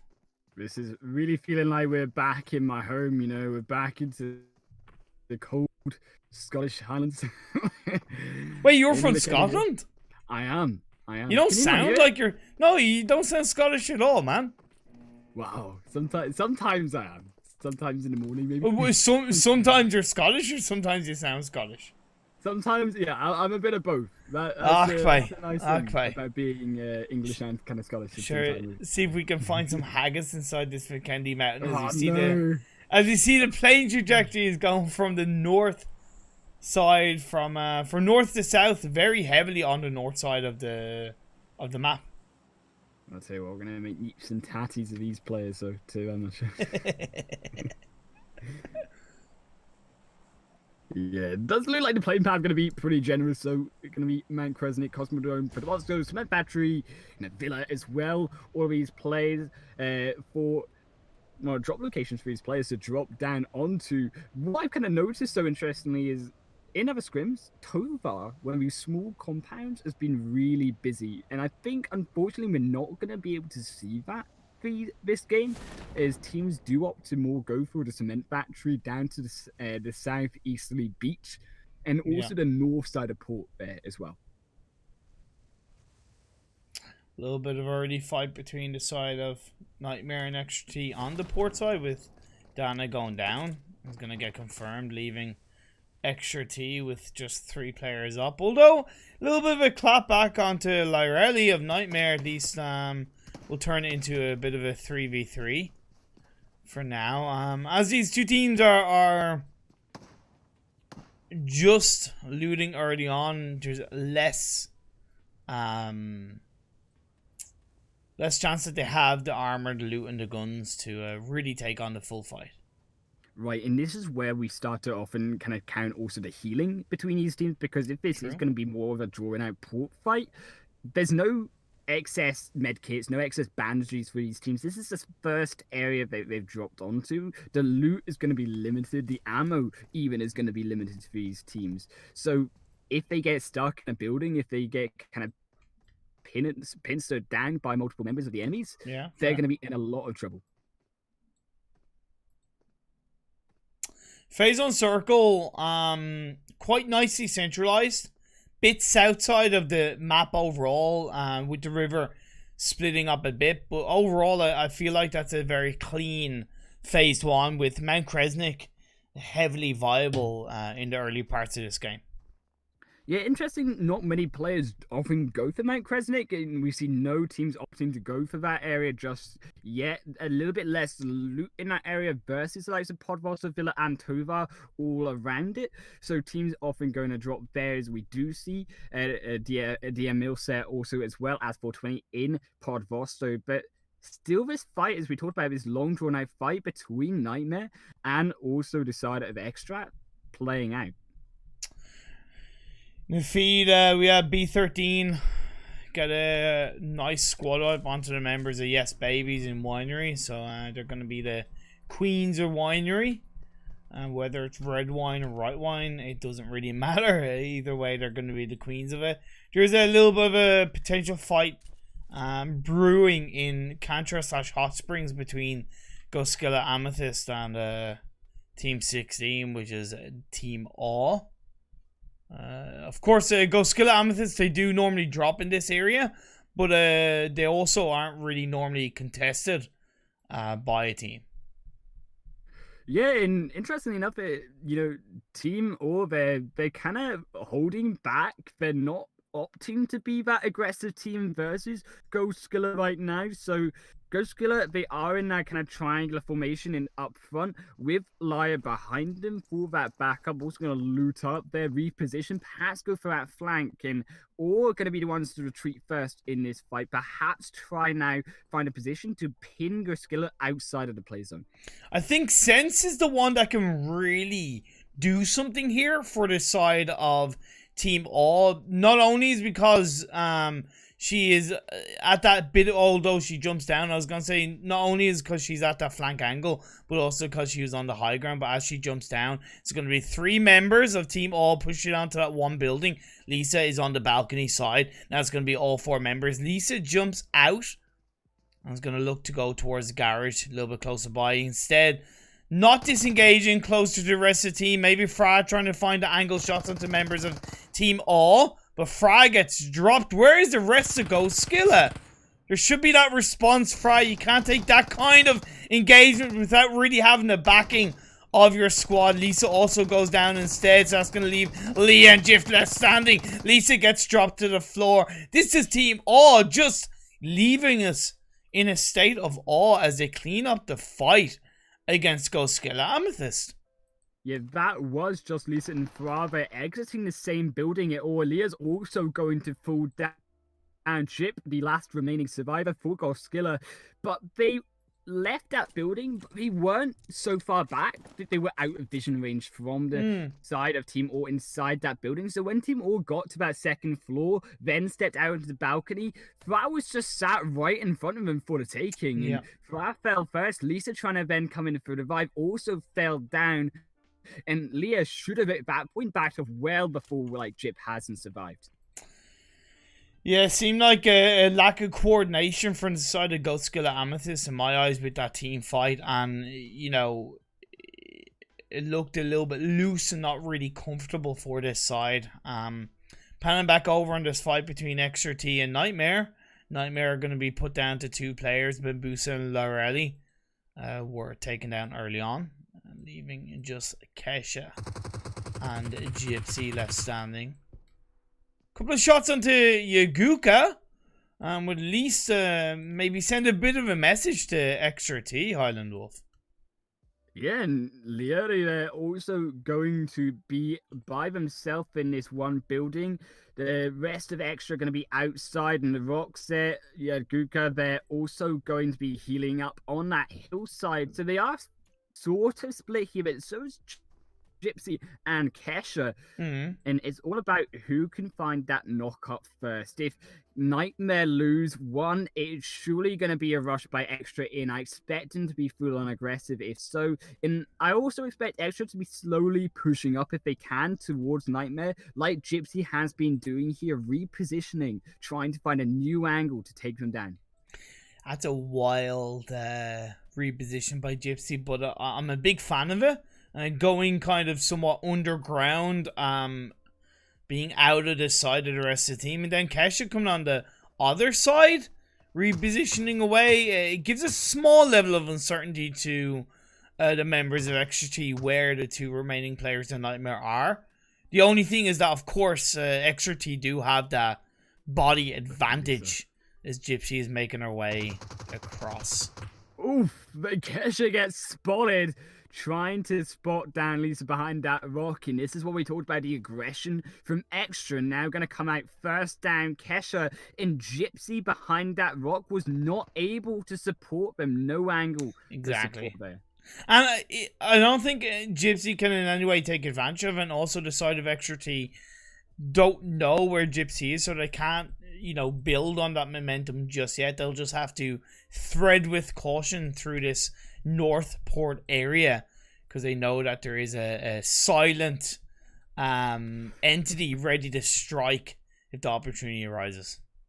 But also Gypsy rotated down to that low ground side. Lisa gonna try spot out Gypsy, but he holds off, doesn't fire just yet, still unknown the location, which smart move, holding that trigger.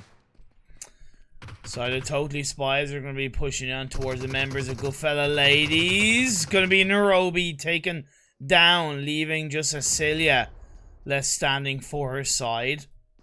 This is on towards the outskirts of this phase 1 circle.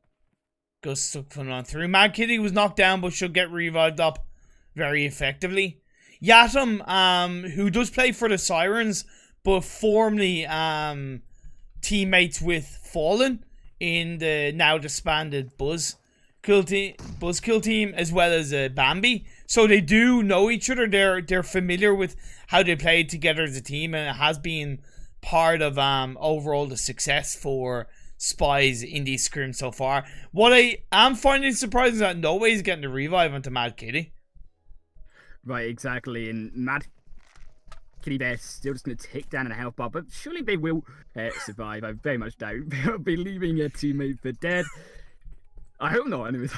It's like, hey, finally. It's like, I was just thinking, hello, darkness, my old friend. You know, let me just wither behind this tree. But over on the Abby side, a fight between Team 13, B13, Eternity, and Res-Q Pinks. They traded Nox, GR from Res-Q along with Celine, able to spot where the members of B13 Eternity are. But of course, the body advantage is overall going in the favor of B13 Eternity, as they did move away from Winery and towards this Abbey area. Yeah, should be getting rid of Parry, though Parry will be able to provide that knowledge of exactly what B13 are doing. So leaving that player up, we finally take them down. Rescue there have the vision though that Parry has given them to exactly where they are, behind that wall of Abbey. In the low ground, disadvantage over to B13. Rescue on top of that building so far. Wondering if Obazaka can get a form of an angle using the pillars as a little bit of a defense without getting spotted. It's a nice flank angle that's coming out from herself. You know, the danger for Res-Q Pink, right, is the fact that they can't over peak on the high ground. Because the second their head is exposed for a little bit too long, it is going to be blown off by the advantage that B13 Eternity do have over them in gunpowder. Right, but Rescue also equally do have that high ground advantage. True. And B13 need to that ahead, being peaked up by NGR, taking them down to about 60% of their HP bar. Obazaka, they're doing work from the background. K-Daddy though moving in. Yeah, K-Daddy opting to go on top of the hill behind and gets a nice knockdown with the G36. Confirmed at the scene. It instantly took away that high ground advantage. The squad wipe came through. And you know what? One of the best moves I've seen from a player in a team in these games. It's simple, right? But it made such a huge difference for B13 closing out that squad wipe without losing a player. Right, and this is what we talked about, proactive plays, making those fast decisions, that using Obazaka there to cover fire, making sure that they were distracted while K-Daddy came from behind and just completely cleaned the side of Rescue off of the Candy here in his third game. And we're down to 14 teams in the second zone, and this feels like a much quicker game than the first two matches. Actions are plenty, kills are frenzied as Lacanostra fire on towards Soul. Got a knockdown onto a member of their side. Nelly inside the compound. Lacanostra fire are utilizing that advantage, getting a knockdown onto Leandre with a great grenade by Chica, but Caffeine's on the balcony is gonna get dropped by Aney with that Uzi. Oh, he's gotta be careful with the high ground, but Chica comes in to stop that push and confirm that kill. But Aney's now gonna go inside the building, breaching the compound, gonna look for Ella, but Ella is going to find Aney just like that. And now Salt only really have two players up, as the revive is going to get put onto by Leandre. Nelly finding Chica. Chica's going to be very careful, proning her way down. Where's the support from Ella? Ella, allow that push to come through. You have to be on the proactive play. It comes down to this 2v1 in the favor of Soul Salt. And Cat Veins wasn't able to find a surprise onto Amy, and although he did take them out, Cat Veins out of the fight early on, and they didn't manage to find that spray onto Nelly either, so missed opportunities from the side of Lacanostra Fire, costing him here down to one member, with only Ella surviving. Well, Ella should be able to get the revive on the Cat Veins. Chica will most likely go down, even though she is amongst the smoke. Down she goes. This is an even 2-2 fight once a full heal off can be put onto by Cat Veins. I do play with Cat Veins in PUBG Mobile casual games, and I can tell you she's a really dangerous player. When she's on form, when she's on the right side of a gun, so to speak, and on the right side of a squad, that squad can prepare for trouble. And then along with Ella, it's going to be a matter of making it double. Gonna see how dangerous it can be. Is so on this staircase, one floor away from the action onto Lacanostra there. Just gonna wait in case he obviously do have a grenade there to chuck down onto the staircase. Yeah. So smart plays from Soul Salt, not being too aggressive here. But still, Cat Veins and Ella split up, whereas both Soul Salt members are together. So if Soul Salt take down the side of Lacanostra one by one, that could be their advantage. Oh, the fight between KYS Messiers and Team 60 Elite Angels has started to go down, although there's a bit of a third party from B13 Eternity that has stopped KYS Messiers in their tracks with Katana and Admi being knocked down. It's just going to be one player less standing for this side of KYS Messiers. Although what had gone against KYS Messiers had kind of gone in their favor because B13 Eternity did get the finishing blows onto the members of the Elite Angels.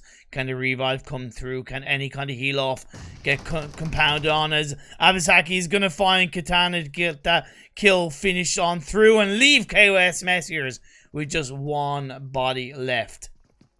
And that was so impactful. B13 moving in at the exact perfect time that those two teams of Elite Angels and Messiers were fighting Reflexia there on the bathroom floor, just waiting perhaps for him to walk in, kind of pulling off this 1 versus 4. And have to hope that B13 only walk in one at a time, because if you're working as a squad, Messiers is done for. That's as she does hide in the bathroom. Let's see if she can get a bit of a surprise poop attack onto the members of B13 Eternity. Not moving a muscle right now.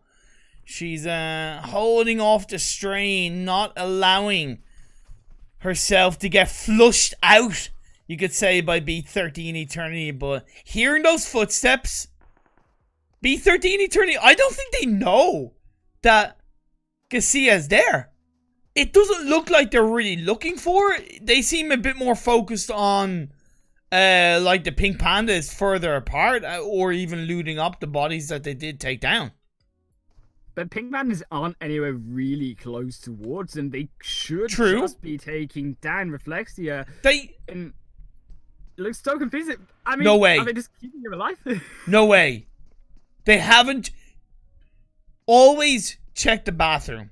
If you're looking for car keys, check the bathroom. If you've lost your phone, check the bathroom. If you've missed an enemy, check the bathroom. It's rule 101 of hunting, boys and girls. You're looking for a fox, check the bathroom. Well, I mean, yeah, if you've ever seen that scene of Here's Johnny, check that bathroom, but Reflexia going to be surviving here. Doesn't need to hide in the bathtub or outside the window, because they're going to survive. In the entire side of B13, two walking away here, but still too close by. Still has to hold still. Panda being engaged upon by Maya, with now the side of B13 Eternity looking to third party, because they did move a little bit closer overall. But this fight inside the small compound between these two teams is going to be pushing on through. Maya down to 2 players. One got dropped. That's going to be another one. Leaving just 1 player left up. Tiamo is going to get dropped to the floor. And just like that, B13 tried to come in to take advantage. But they're going to get dropped. Hold on, saying that Kasek is going to go down. Knocked down to the ground as Maya try to hold on. It's going to be Doza left standing, trying to use the first aid kit. B13 knowing exactly when to strike as she's hiding inside the shower and the bathroom itself. That's going to be the end. And what did I say? Always check the bathroom. Well, Reflexia are just so thankful that fight onto Pink Pandas played out because they're still alive. Thank you for the follow They and welcome to the survived Ginger Club. in that entire squad of B13 around them. The B13 are playing is so smart. They're waiting for the team fights and the kill feed to start appearing on the screen and then driving in 100 miles per hour into that fight and allowing no time for the side of Maya to heal up after that fight with Pink Pandas. Oh my lord. I also made the same mistake of not showing the game feed as well. That's a bit of an embarrassment, so sorry about that, guys. I'm genuinely embarrassed about that. I know it can happen once, but it shouldn't happen twice in a row, so that won't happen again. I absolutely promise. How did this happen? Lacanostra below So right now. Take him down. Yep, Soul going down to the hands of Lacanostra Fire. The fight has now gone in their favor, which is a bit of a big fat rip feels bad man indeed. Lacanostra Fire will continue on. You have decided Dire Wolves still up as a full squad. 8 teams left, 19 players heading in towards the blue zone, closing into phase 4. We do have B13 Eternity. They're holding on to 16 kills, full squad, center circle. I don't think I've seen such a dominating Vikendi game from a team in quite a while. No, I mean, they're doing such an excellent job waiting, as we say, those kill feeds start popping up and then taking down 2 teams at once that are under fire, half health, vulnerable to an oppressive third party. Direwolf's going to be perhaps that next squad that they look towards as they hunt down this team, making their way closer towards that play zone. It's just shifted towards Reflexia, still in that bathroom. By the way, on a side note, Reflex is the team tag and Cassia is the name of the player. Just to let you know. So I think it's good. Yeah, no, it's cool. You're not really to know, but as far as I know, it's Cassia because Reflex is a name of a team, so that would make sense. But anyway, the circle shifting down towards Tovar puts really nobody other than, like you mentioned, Cassia inside the circle. You know, Cassia gonna be very comfortable, but what can they pull off here? B13 surely maybe walking closer in. Direwolves as well gonna make their way towards Cassia here, and Cassia still being so patient, not taking any fire on top of Direwolves there at all. And these teams now making the rotations in to Tovar, which is going to be that compound for contention in this phase 5 zone. Yeah, I do like the position as well from the rotation from Dire Wolves as well, using that low ground on the coastline to avoid shots coming out from B13 Eternity and even Cassia of the side of team 14. But as B13 Eternity move in, they are going to get close to Tovar. It's on the high ground overlooking the city, which is pretty good, as well as overlooking the teams around them. Of course, it's going to be a little bit harder for them to defend if they're surrounded by a couple of teams, and that's exactly what has happened as Obizaka has gotten knocked down. But Pandora also falls, couldn't find that second knock-up onto B13, and now it allows them time to revive. They are still going to control this mountain, but it depends on how many teams decide to press them. And I think it's going to be up to Samurga Girls to try to defend all of these teams making their way closer in as Gunners takes down Kadasi once again.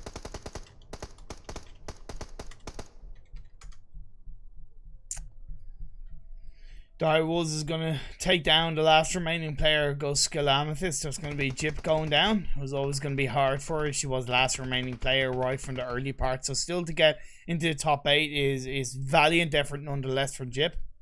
Was benefited by the fact that we also did lose quite a good few teams. The goons of Team 24, Samurga Girls, has gone down. Once again knocked, but still being inside the Tovar city in the circle of phase 6, moving in that direction. The revive will come through and they will keep on surviving. In Pandora back up onto that outpost, they're going to try look for B13, but surely they're aware of Samurga Girls going to be in that exact same position, possibly. Also keep an eye towards that south of Team O, and also Liberty Walk towards that western side. Still 3 teams in this triangular formation, as we see so often, pinching Samurga Girls. The only thing, Direwolves moving in. The only thing I fear as Direwolves are moving in for Liberty Walk that I gotta mention as Tornado goes down is the fact that for Liberty Walk, if the circle goes against them, they not only have to go downhill, but they also have to go across the road. I feel like even though they only have 3 players up, they could easily send 1 player down the hill into Tovar to be a scout, to be a preparation for the next phase. To provide the vision as well. Exactly. The side of Liberty Walk are going to need, if you say that zone does shift towards them, another team falls down as Lack and Ostrify are going to be eliminated down in 7th position.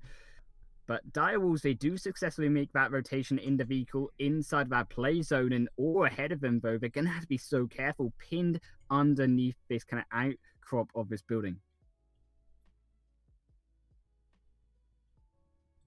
Direwolves have been able to make their way in. They're still up as a 3-person squad. Cassia from Team 14, KOS Messiers, is still inside this game. Not in the circle, but coming in from the open, in through the rocks, is going to have a tough job finding some kind of angle as the blue zone is closing in on phase 6, and we'll soon get towards phase 7. Phase 7 going to shoot through these players if they cannot make it inside of this zone. Direwolf's going to be vulnerable though to Cassia as they find 1 knock, almost will find it, and nice. It's not going to matter. Oh my goodness, the side of Liberty Walk from across the map taking down Cassia. A really nice long range play coming out from Liberty Walk to take down the last remaining player, KOS Messiers. 5 teams left standing, 14 players as phase 7 is about to move on up. Where is it going to go? Is it going to stay towards the city of Tovar? No, it's going to go out on the outskirts and a little bit closer into the favor of Liberty Walk. They just have to go a tiny bit downhill and they're inside the circle. But Honey gets dropped by one of the members of B13E13. That's kind of what I talked about with Liberty Walk, right? Because they stayed in that location. They're somewhat a little bit exposed because the circle going in their favor is all well and good. But now every other team is looking in the direction of Liberty Walk. Right, now they're no longer that team in the distant background. They are in the foreground. They're in the action of this phase 7 circle. And every single pair of eyes in this game of these 14 players is going to be looking towards that mountain. And Liberty Walk now need to reposition and need to now find a way into that zone as well themselves, where they're still comfortable on top of that mountainside. Arctica got knocked. Gonna get confirmed by actually Katsumi stealing away kind of that kill and the squad wipe right now, leaving just 4 teams up. That gives a bit of space for Direwolves to actually rotate across the side of the wall and get into the building that was held onto that previous team, as B13 are pushing through on the southern tip of the circle. Gonna get very close to the members of Samurga Girls right now. Kitty was knocked, but will get revived up. Pandora puts the fire on to Kitty and will confirm that kill. Pandora and Samurga Girls have been inside this building for so long. Every team knows exactly where they are. The Molotov there from Pandora going to try block that door from B13, but B13 going to find that kill on to Pandora and down to one member. This is where B13 should be aggressive and finish off Smurger Girls for good. Here's the thing though, I don't think they can really be that aggressive because right now they're inside the building and hugging the wall line to the point where they're not being spotted by Liberty Walk. However, the second they in any way venture down towards that roadside to go across the way in towards the direction of Smurger Girls, they are going to get third party. It's very risky for the side of B13 Eternity. You can see all the remaining 4 teams are playing the edge of circle right now as the next phase is about to move on up. Honey from a distance getting another long range knockdown on the goons. The circle shifts away from the city of Tovar in the direction of Liberty Walk once again. They're not inside the circle, but they just have to go down the side of the hill in towards a small building, and they will be inside the circle. This is phase 8 now. They're going to need to make this rotation, and interesting that Liberty Walk were not the team they were really oppressed upon by the rest of these enemies, even though they were the team that was shooting down the most and taking the books in that phase 7 zone. But now that we're in phase 8, they need to move off this mountainside, and now's when these teams can start taking Liberty Walk down.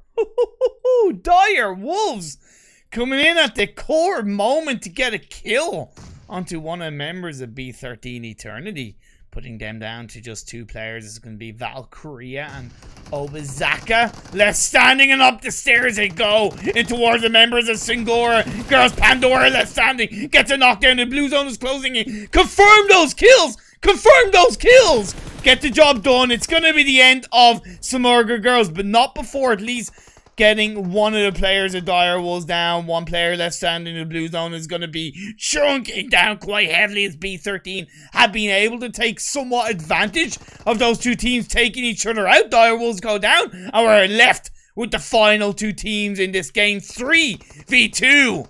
The side of Liberty Walk against B13 Eternity. But Obazaka is going to get flamed to a crisp. Is going to get taken down. Valkyrie is fighting off against the blue zone, trying to heal up. This is her last bandage, her last first aid kit. She's going to go down, and the chicken dinner is going to go in the favor of Liberty Walk. Liberty Walk there with such a good position on that mountainside. That zone went in such favor for them. They were laughing in that phase 7 and phase 8 zone, with that zone continuing to be in their favor. And what was interesting that those 3 teams, Smurger, B13 and Dire Wolves, they were all fighting each other. On a side note, are you still on the in-game screen? I am. Can you do me a favor? Can you take screenshots? Because as the game ended, it freaking accidentally took me out of the game. So can you take screenshots first of all? Because that's really important. No problem. I will do so. But as I say that, my point being that those 3 teams weren't fighting Liberty Walk at all. It was actually decided that Liberty Walk were just sitting there in the background and taking all those knockups, and no team was really deciding to press them, but partly because they couldn't. They couldn't get out that mountainside. Exactly, and I think Liberty Walk, hey look, they did a great job of, like, for example, taking down the last player of KWS Messiers from all the way from the other side, but they were a bit lucky to be gifted the circle all throughout the last 3 phases. It went in their favor. They only had to move down a tiny bit, and they played it really well. But what an overall solid game of Vikendi. I've always said it, but Vikendi never fails to deliver on the entertainment and the team fights, because we happen to see a lot of teams kind of fight over compounds and breach each other, even though in theory they don't have to, but at times you don't really know that. So some overall great action in this Vikendi game. Right, and Vikendi always seems to be that kind of sometimes where you see a long-range sniper battle that we saw from Liberty Walk there onto those three teams. And props to Liberty Walk, though they did survive that kind of engagement when teams did start to pick at them. Honey fell down with that knockup, but they were quick to revive them and bring them back into the rest of their team. So they repositioned well in that sense and not allowing Honey to be first down, because that could have been the difference, only having that one less member. And then Direwolves, Samurga, and B30 maybe go, hey, there's only maybe 2 members of Liberty Walk standing in that mountain. We can just rush them down with that man advantage. For sure, indeed. We have the codes for the 4th game of the day. We are going to enter them in, join the room, and in the meantime, I'm going to go for another break, and we'll back to you for the 4th game of the evening. 4 out of 5 as well, no doubt, in a couple of minutes. See you then.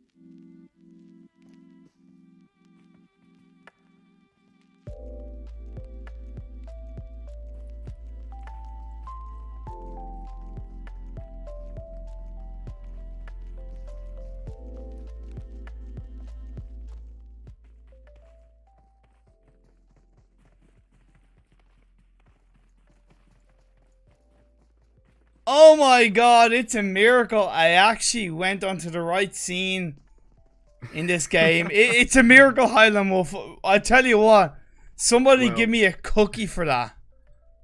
Cookie and milk. Nice, nothing better to finish off the night. But I tell you what is pretty good to finish off the night is these final 2 games that we got for the Goskilla streams here. And I think it's going to be pretty epic final 2 games. We've seen what these teams can do across 3 maps already. Still 2 more to go, as we say. So still plenty of action to play. Playing path is quite nicely on the north side of the map. Of course, with it being Sandhawk, it is more easily accessible throughout getting to where you want to. So it's not really going to be too much of an issue, but it might change up a couple of teams' normal drop spots.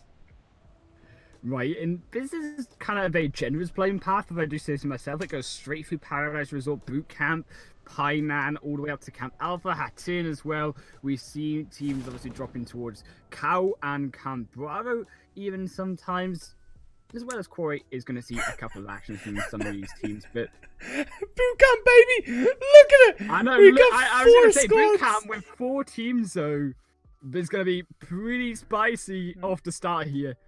Okay, so good fellas, you got, yes baby, you got B13 Eternity, and you have DM MILFs. 4 squads, 1 boot camp area. This is what classics are trained for. This Katia is going to get the knockdown onto DM MILFs, so I'm not really even going to do too much in terms of really play by playing this. I'm just going to let it unfold right in front of my eyes. You got to say good fellas are at least getting the better of majority of the action so far in the early part of this bootcamp game, taking a couple of kills and knocks for their side while still holding on as a full squad. And interestingly, both Yes Babies and DM Milks, they've fallen down early multiple games so far. So if we can take these games away from B13 and GF here, it's going to be absolutely epic to see them finally get some headway into these games. B13, 2 of their players are in that warehouse. You had that 3rd player, Obashanka, that was down on the gutter part, but tried to move on up and pay the price getting knocked down. It's always incredibly hard trying to disengage away from that lower part of boot camp. The side of DM Mills have been able to rotate around towards the side compounds with little trouble moving as a unit, which is nice to see, and all the while still good fellas control the center building of boot camp. And B13 are this team that are known for the third parties from Vikendi. We just watched a massacre from B13 last game onto several teams. So it'll be interesting to see B13 hanging back right now. Will then try to engage, be more aggressive once those kill feeds start to heat up a little bit and we start to see more kills going around this boot camp area. Still have 21 teams up, but we are down to 72 players. Quite a couple of casualties across the kill feed, and you know, we haven't even really had much of a chance to talk about the phase 1 circle or about really about the location of any of these other teams. So just bringing up on our screens, the phase 1 circle is nicely towards every part of this Sandhawk map, the mainland, Northwest Island, Southwest Island. So it's going to be a little bit trickier for these teams to set themselves up very strongly for the late game in this phase 1. So we could see a little bit of uncertainty in terms of positioning. And heck, we're just going to add as well the side of time 420 there on the edge of boot camp. Yeah. 15. Thank you for the follow and welcome to the Ginger Club. Could also be looking for a third party. Yes, baby's going to start to fall over to DM Mills. Yeah, the wraparound by DM Mills has proved to be pretty damn successful. As Elias sending himself forward. Rosie jump shots through. Is going to get knocked down by the 2 members of DM Mills as they're pushing on forward. And that's going to be the clean, executed, well-adversed, well-played, well-moved squad right by DM Mills onto Yes Babies. And they'll be turning into No Babies after that game.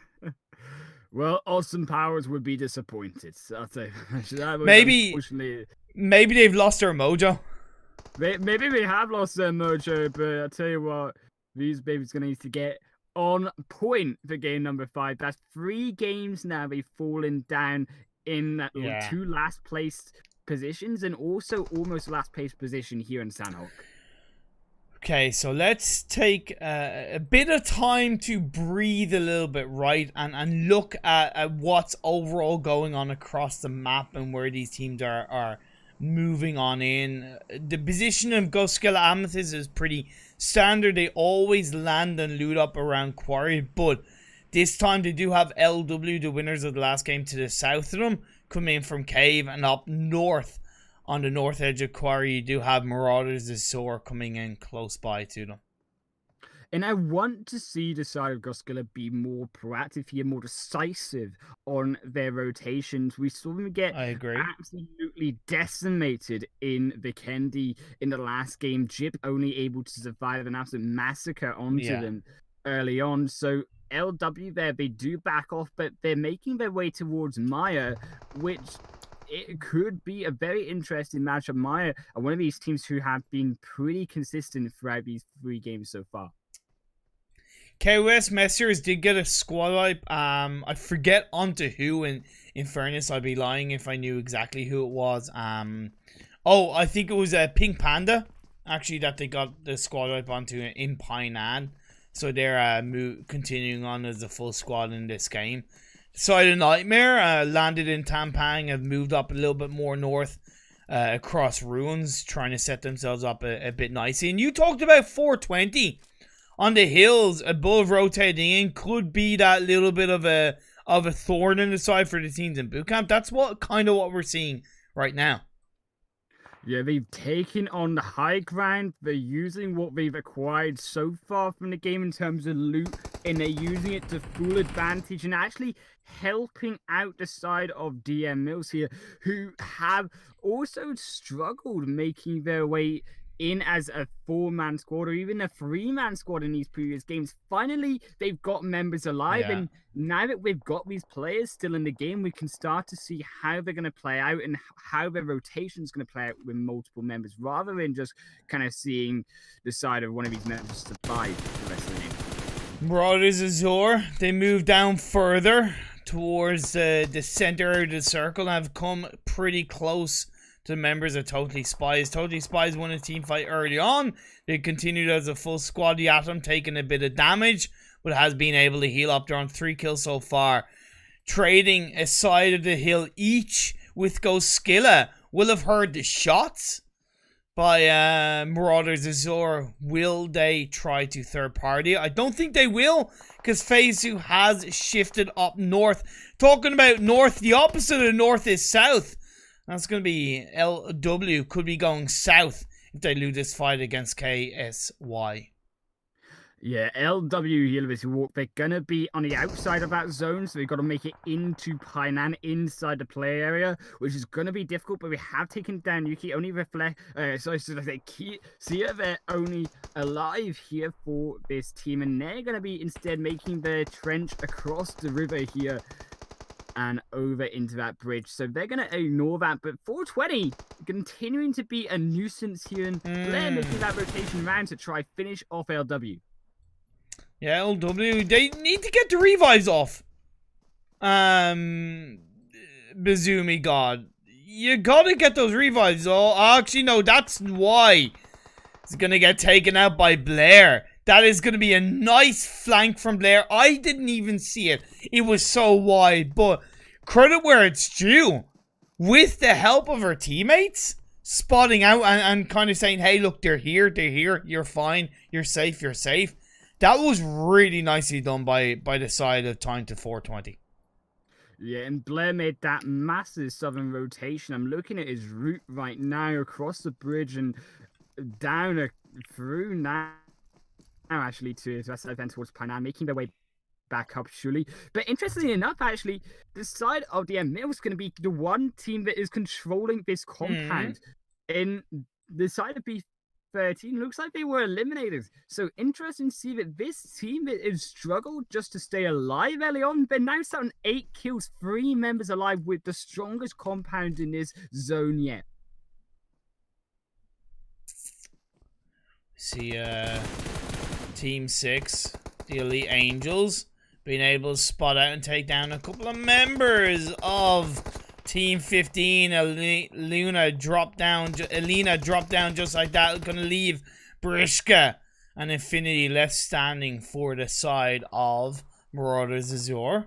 They tried to shift down towards the south side of this map to swing away into the circle, but they've come across an opponent and they're getting punished. Still 2 players up for the side of Marauders Azure will help keep the fight alive inside the Sandhawk game. But with lots of teams like Salt ahead of them, you have Nightmare, you even have the side of Samorga girls on top of the hill. It's not going to be easy for the side of Marauders Azure. They need to make a decision as well. That zone's now closing in. Going to eat up the edge of that bridge as well. So if they're going to cross over to that north side, over towards Camp Alpha Road there, as well as to Soul, they need to make it now because they're going to get stuck against the side of Angels. And if that zone continues to shift north, that's going to be such a disadvantage for them. Perhaps making that wide rotation round to try find a new location on that northwestern island, or maybe on that mountain top if you can make a far rotation round and survive, perhaps going to be the best that the side of Marauders Azure can do. Goskilla in those couple of small buildings outside boot camp. They lost Leah moving in. It's just Lisa and Jip left standing, but Lisa got knocked by the side of DM Milfs. Revive has come through pretty successfully as DM Milfs are being aware of what is going on all around them. Totally Spy is looking for a little bit of a third party as they still stick on towards the high ground. Coastal line outside boot camp. Phase 2 has ended and Phase 3 has shown up, and it's shifted quite heavily down to southeast. I think that's a bit of a really surprising shift, but it is kind of in the favor of most of the teams because they were heavily down south. But with that river in play, you still don't know what part of Sandhawk it's going to end up in. There is only one bridge across the boot camp right now in play, and that's on the South Island as well. And to get to that South Island from the western side is controlled currently by the team of Nightmare. So both Soul as well as the side of some girls are going to need to make it through that team or make it through the river without being spotted to make it to that South Island and then through into boot camp. So a lot of ways to go for some of these teams.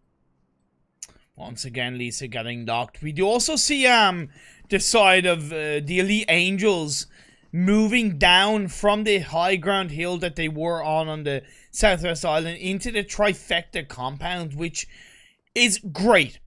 I think it's very, very strong reposition from the side of the Elite Angels, done relatively early on Phase 3 being exposed. They only really have the last remaining player of KYS Messiers across the way, and then when you look on the Northwest Island, you have Nightmare and Samorga Girl. So if the Elite Angels can set themselves up really nicely, they could definitely punish teams coming in from that Northwest Island. But it does look like the action between Samorga Girls and Nightmare is going to be to play out first. Is 1-for-1 knock-up so far. Yeah, Perry getting dropped to the floor. Gypsy following suit from the Nightmare side. Out in the open, Samorga Girls are, but they do have themselves spread out overall quite nicely. Nurking on towards the high ground. Goons and Pandora behind rocks down the hill towards the side. Leroy is providing that backline cover fire while the revive has been executed on towards Gypsy. Pandora put down to low health. You also could see a little bit of a third party from Dire Wolves up further north. And that's why Pandora's starting to go lower, because Dire Wolves are shooting their way. But they noticed this beforehand. They're now moving in, trying to get that revive. But Nurkin also falls, trying to revive Perry. And now they've just got 2 members sat behind that bush. A grenade would so easily finish off half the team. Kuna is going to be finished off, and Pandora the only one alive.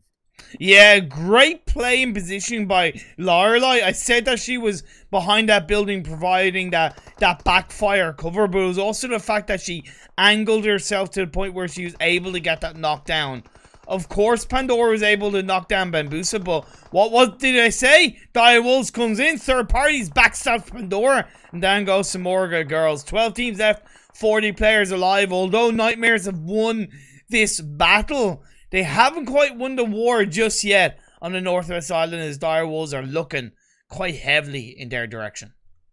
And so are the Elite Angels there as well. We also started to fire down a Nightmare as soon as that fight had ended.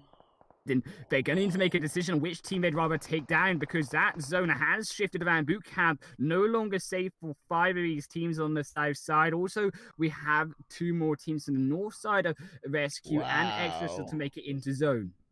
I was not expecting that harsh of a shift on the west with Boot Camp in central play right now. Totally Spies on the high ground overlooking Boot Camp could really have a strong finish to this game, but they have to eliminate what's going on behind them, right? Right now, it's the side of Extra T who are up as a full squad, and also they need to move down from that hill relatively quickly as soon as they clean up the fight onto Extra T.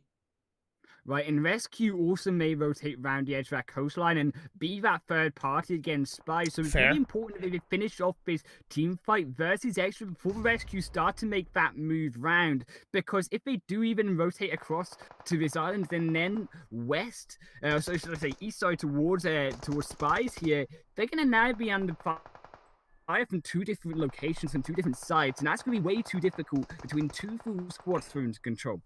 Oh, Bambi gets dropped by Dana. It's been nice movement coming out from the Extra T girls. Lisa is going to get low in health. Lurdy gets dropped along with Lisa, and suddenly Extra T find themselves up with 2 players left standing. Yaguza and Dana. Yaguza sending herself up forward, trying to be that sneaky push on through, but it's going to get spotted quite nicely by Yen. Quick and swift.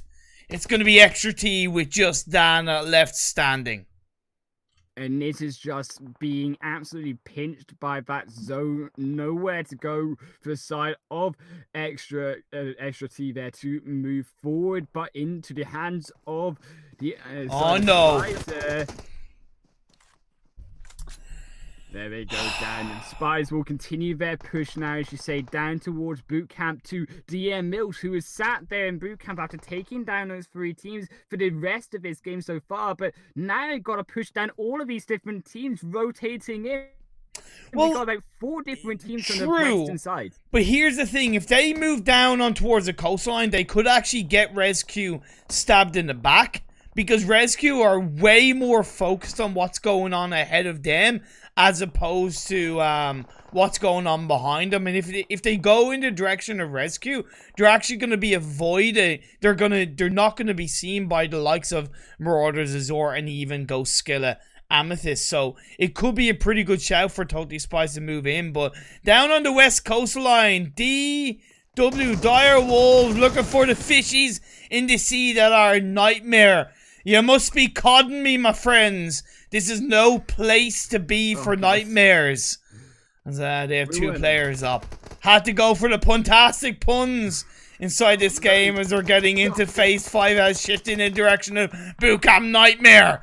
Still trying to hold on. As the side of the Elite Angels have been put down to the ground with just Chloe left standing for her side. Direwolves staying strong up as a full squad.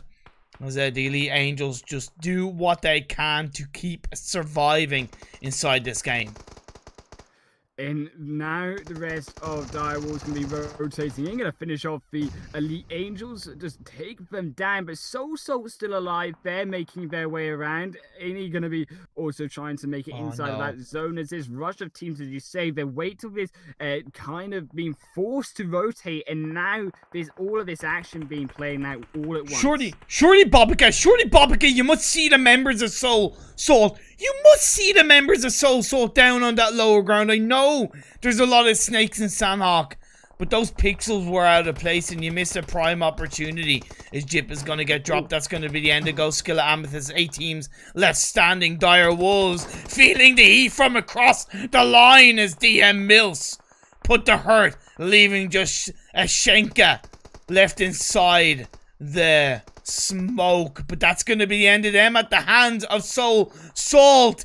It came back to haunt them as they were able to take down the side of Dire Wolves. But DM Mills fighting 3 different teams here. Spies from the north, Rescue from the west side, and Soul down as well. We just see another team wipe out Souls there as May are going to take them down. Now also Rescue falling, but now DM Mills lose one, and Spies now going to be able to take down the side of Mode here. Yeah, nice play coming out from the side of Totally Spies. They're spying their way inside this next phase as it goes down south, but still boot camp is in play for it. Bambi got dropped, but will get revived up. We do lose Nightmare. Gypsy was the last one inside the water, will go down. Rescue still inside this game, but they have to cross the road to get in towards boot camp. Dia is able to find Maya. Maya not looking at all the angles, will get dropped, leaving just pussy mode left for the Mills. And 420 had themselves up on the hill down the south of boot camp for quite the majority of the game, was able to take down a couple of players along the way, and now they find themselves firmly in the position after taking down the Mills. Top 3 teams left in this game. Yeah, 420 take down their initial target onto DM and move their way closer into the zone, but they're going to be happy to this south side. Actually, Spies are going to now split 2 for 2 against both of these 2 remaining teams. It's 4v2v2 as we get into the final minutes of this game. Who could have predicted a near boot camp finish inside this game as the phase 6 is closing up? The side of Totally Spies still up as a full squad. Dia and NGR hugging and proning down by the side of the wall. Yatham is going to find one member from the side of Rescue. Dia knocked to the floor. NGR still inside this game, going to take down the side of Yatham. Will confirm that kill before the squad right comes through. Has fallen down by 420. 420 spying a bit of an opportunity to get that counter, that third party onto the members of Totally Spies. Totally Spies have been able to react pretty well inside this game. Yen and Bambi. Fallen was not able to finish off Cheers. They survived about 5% health, and this is going to cost them so much as Blair. They cannot just rush them down. Cheers still has that angle, and vulnerable Spies there could be finished off by Cheers from this flank. Especially from the fact that the phase 7 did go in the favor of 420. So whatever happens, the side of Spies have to get close to the members of 420. Blair in the front line. Cheers in the back line. Cheers now disengages away from the building that she is in. The blue zone is kicking its way inside. Gonna put the hurt onto Bambi. Bambi might in some way just try and heal up. Maybe get a fight against the blue zone. Yen is now on her own. Now she's gonna have to move on towards the building. Blair and Shared are waiting for the members of Spies to close in. The footsteps are heard. The angles are gonna be found. Who is gonna come out on top in this game? So close between these teams. They barely escaped the blue zone of death on Spies there, but now one more zone. Phase 8 still going to be in favor for these teams. Cheers now making their road, making their way close to the end. Again, and Bambi they're trying to rush down Blair, but here comes Cheers from behind. Can they find it? It's going to be a knockdown onto Yen. She went out in the open and paid the price. A nice backhanded spray from Cheer in amongst the windows. Yeah. We're going to see Bambi on her own. Now going to stick down towards the stairs while she heals up. Has an M762 from behind. Cheers comes in and says, cheers to you. That's a chicken dinner for 420. Guzzle that down, my friends. Spies, you're eliminated. 420 take down that boot camp finish in phase 8 zone there, doing the work to push them forward into 420's hands. But valiant effort from the side of Spies there. They do acquire themselves a very juicy 14 kills in total with that second position. Actually going to secure themselves more kills than 420 did. So they're going to even up that game generally with the amount of kills that they got over 420. Yeah, for sure. Plus, and with Totally Spies winning the Miramar game as well, it was nice to see them also get a second place from that point of view. So this was a nice Sanhok game. Like, starting with 4 squads in boot camp, it was a beautiful sight to see. Honestly, it puts such a smile on my face. Oh yeah, we've seen so many good games tonight, and we can be so thankful for that because we've seen, yes, the zones have been super interesting, and we started to see these teams be forced to be more aggressive because, as we saw in Sandhawk, that river split all of those teams apart in half, and that river rush towards the end of the boot camp really forced these teams to fight and be proactive that we're looking for them to be, and be that first team to cross the river. For sure. It was also even just those circle shifts as well was just that one down towards the southeast. I think it was on phase 3. It was so unexpected, like really unexpected. But you know what? You always got to expect the unexpected in the world of PUBG Mobile. in the game that we're playing, Exactly. I'm watching and casting, and what a brilliant night it has been to watch and cast. And we see, obviously, Solid Rescue in 3rd position, DM in 4th, Nightmare 5th, Mia 6th, 7th going to be Soul, 8th going to be Direwolves, and the side of Goskilla's 9th position, 10th going to be T, 11th going to be the Elite Angels. Yeah, 11th going to be KYS Mezier's Extra, going to be 12th. SMG 13th. The side of Pay going to be 14th. 15th going to be Liberty Walk. 16th, the side of GF Goodfellas Rose. 17th going to be Lack and Nostra. 18th, VNS. Or should I say all? No, Timor. Yeah, it says always gets me.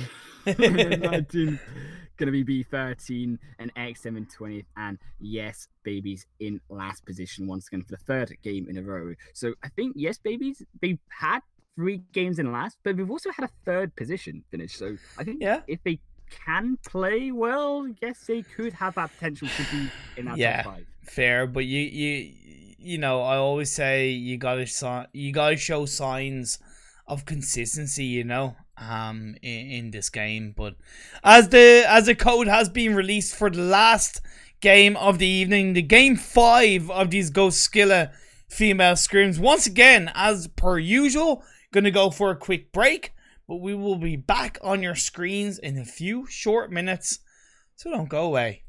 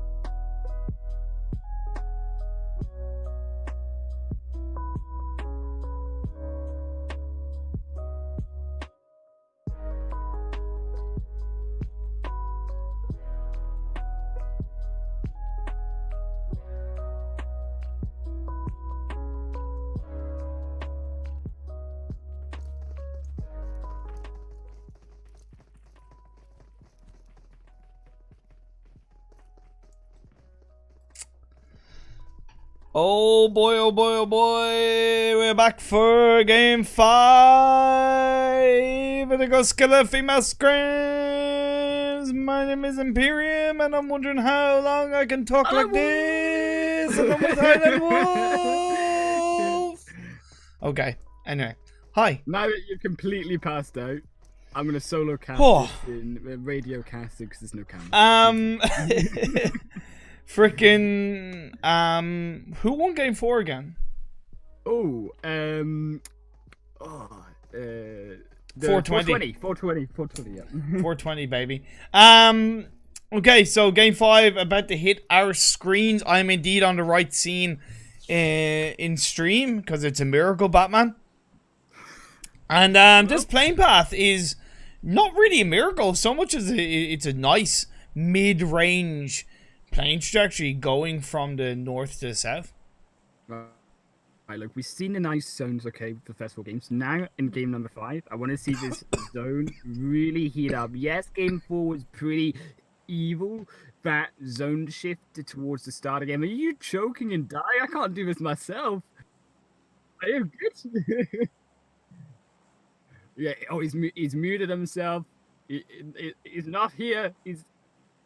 I'm performing CPR. It's okay.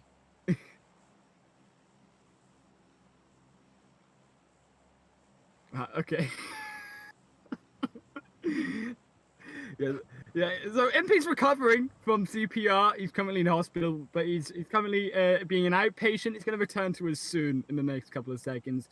But right now, we see the playing path just going to split these teams apart. Finally, we're going to see Georgia Pole with some action. And I tell you what, we've got some spicy action. 5 teams going to be dropping over to that northwest side. Oh, are you good? I'm good.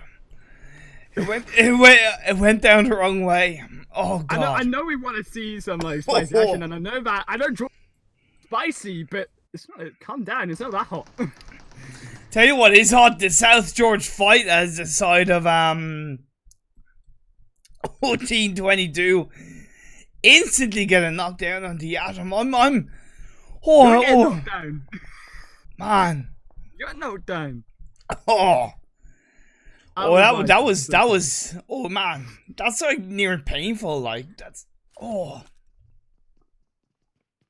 I don't think I've ever lost a caster before in a game, but it almost happened. Man. I just took a swig of a drink and it went down the wrong hole. And, well, kind of slightly killed me, but, yeah, anyway. Oh, man. I'll tell you what, while you recover, let's talk about the zone real quick. So, though we got these 5 teams in Georgia Pole, we got Roshawk looking a little bit spicy in action too. Goodness me.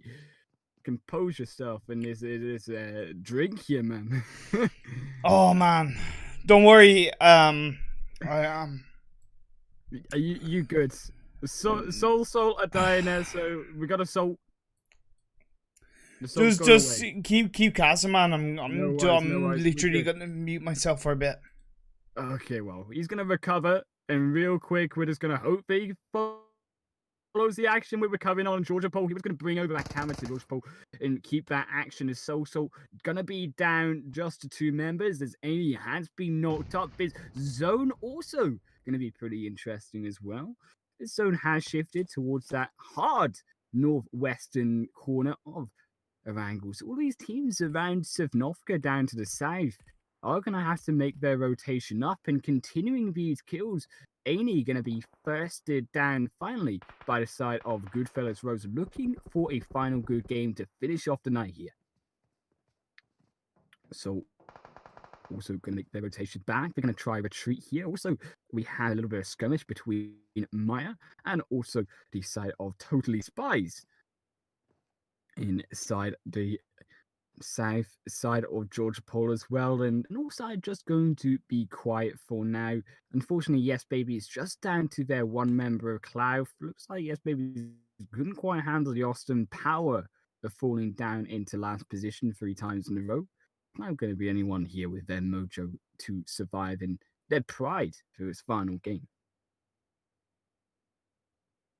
So they're also down to 2 members from that early skirmish. Amy and Nananor going to be there and out of the game in their grave inside of those crates there. Going to be buried alive. And Goodfellas looking really comfortable here. 2 kills so far, 4 members still alive, and they've got entire control of this area. Okay, I think I'm back. I'm going to give it a try. I'm going to give this whole casting thing a try. I might die along the way, but you know what? I hope not. No better way to go down than doing what you love, which is casting. I mean, I've got a first aid qualification, but I'm pretty far away from my champion. So the side of 420, the winners of the last game, they're in Rosshawk with Pink Pandas right now. Tiamo, Fairy, and Xiao Lu, the only 3 players starting from Pink Pandas. And then when you look at the side of 420, also only starting with 3 players. But the spread of 420 is quite nice, having that 1 player on the other side of Rosshawk, so they're able to provide that little bit of an off angle. Let's see what Blair can do with it. It's going to be really interesting to see how this kind of all plays out in these first starting match. But keep an eye also on players. We say in this Rosshawk area, is Rosshawk going to be controlled by 420, but down only to 2 members. As Cheers has been knocked, they only started with 3 members, and this is going to be a massive deficit here, as this side of Pink Pandas also on 3 members, but still with that man advantage 3-2, and also with the side of Liberty Walk making their way closer into the compound. But Panda are aware of this; they have spotted them out. There is also a potential third party from the side of LW. They've crept their way on the eastern edge of Rosshawk with a painful, might looking to be asserting a bit of pain onto the members of Pink Pandas. Then on a further building, you also have a Karina of Liberty Walk, providing another angle for her side. Man, I don't know what it is. It's just. It's like there's something stuck in my airways and it's stopping me from breathing and talking clearly. Take another sip. Take another sip. Be careful though this time. The red zone gonna bomb down onto these teams though right now around Rosshawk, and we've not seen too much play in terms of how the red zones affected these teams in team fights. Unfortunately, that would have been really epic to see, but it does look like LW are finally finding out knock up on Tiamo. They're gonna fall down as well, and down to 2 members here, just like that. Pink Panda's now stuck between LW escaping at red zone towards them and 420 in front. Wow, look at 24KA with the M24. And I believe it's a 6x. Beautiful shots onto 420. So 2 fights being taken by the side of LW in this game. And man, the control that LW seem to have in a lot of these engagements is really strong. I've noticed it throughout. Yeah, it is a bit of a risk having Cat on top of Rosshawk Hill, but the ability to disengage down from that if she was engaged on by, let's say, Blair or any of the Pink Panda ladies is perfectly fine, and it allows for a possible level of baiting by Cat to give space for the rest of her team to get a knock or a kill onto the other 2 teams inside Rosshawk. And Zola only using that door's protection just to blind the enemies to just survive. Repositioning here, but can't go anywhere. Is LW still pinning down Pandas behind him, and Pandas engaged onto 420, keep this in mind, but they weren't expecting LW behind them, who have, as you say, pinned them down with KA on top of that hilltop onto another angle onto Fairy and Zhao Lu, and also the 3 members of LW behind them as well. Just that squad denying completely any backdoor attempt to escape. Okay, so let's have a look at where these other teams are currently located. Extra T are rotating in, having Lurdy down from Severny just to be a little bit of a scout, which I think is great, really valuable positioning that's going to come through for her side. Still a good few teams that are outside the circle, like Dire Wolves, Goskilla, Amethyst, the 3 teams that are inside Military Island, Nightmare, the side of Rescue Pinks and DM Milfs. But they're starting to move their way down. And then on the western side, you have Goodfellas, Totally Spies, and the side of MYA, still in the George Pool. And in Roshawk, finally, Pink Panda do go down, unfortunately, to LW. And they make now their move on to 420, who have revived their third-party member. And they are just looking to do what Pink Panda couldn't do and retreat the heck out of this area, because LW are pushing in and across that river as well. Laca Nostra and VNS. Oh, so I should say, every time since I tell you what, you need to change your name.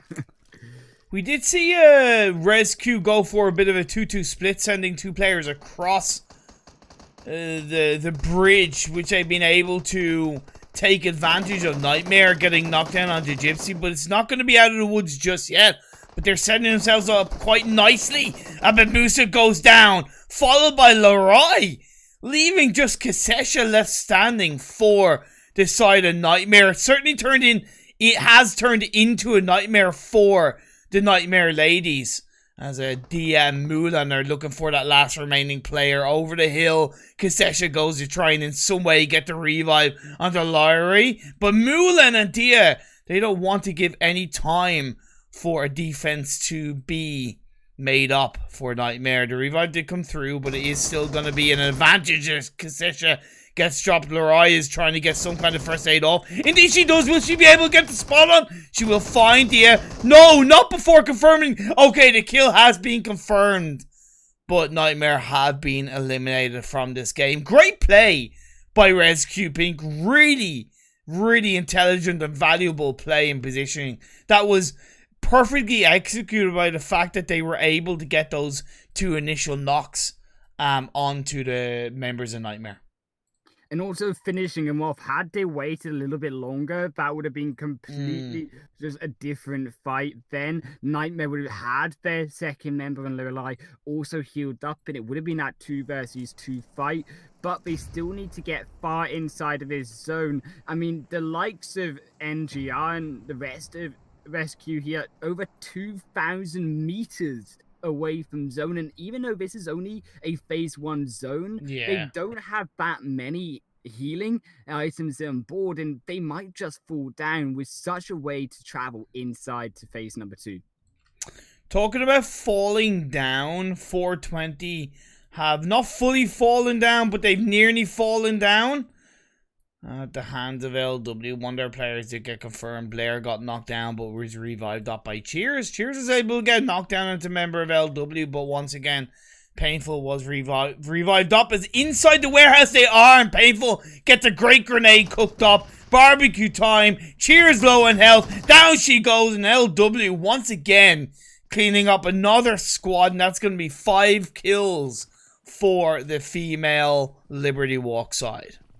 And Liberty Walk are just so strong in this final game. They have been so patient and so calculated with taking down Pink Panda into 420. 2 teams taken down, and they're certainly going to be looking for more ahead of them, and also Laca Nostra. But down on the rest of this map, still Georgia Pole playing out between Spies and Maya as well. And Maya do look like they're starting to pin down Spies with... Also, keep in mind the side of Goodfellas Rose down to the south, that third party that could play out. Definitely. We did see phase 2 shifting up north quite heavily with a bit of an eastern shift as well, so it essentially moved away from the west. The river's in play between the north and south, and that's where Team All have been able to set themselves up really nicely on that important compound that's by the bridge side, and the late rotation from Extra T could prove to be the end and demise of them as the side of Team All are spraying their way through. No knock. Okay, 1 knock onto Yaguza, but will it be, close enough to confirm the kill onto her, or will the revive come through. I think the revive will be just about executed for Extra T, but you gotta say they got a little bit lucky there. Cause I definitely think that rotation was very risky, even in phase 2. It was very risky, but they were smart about it. They took 3 different vehicles and made it 3 different ways into that compound. So they split the fire from all. They couldn't just focus down 1 or 2 vehicles, which allowed them to escape in time. And although they did get a knock-up, it was close enough to the compound. And unfortunately, all not able to secure a single kill, still to get off onto the board here.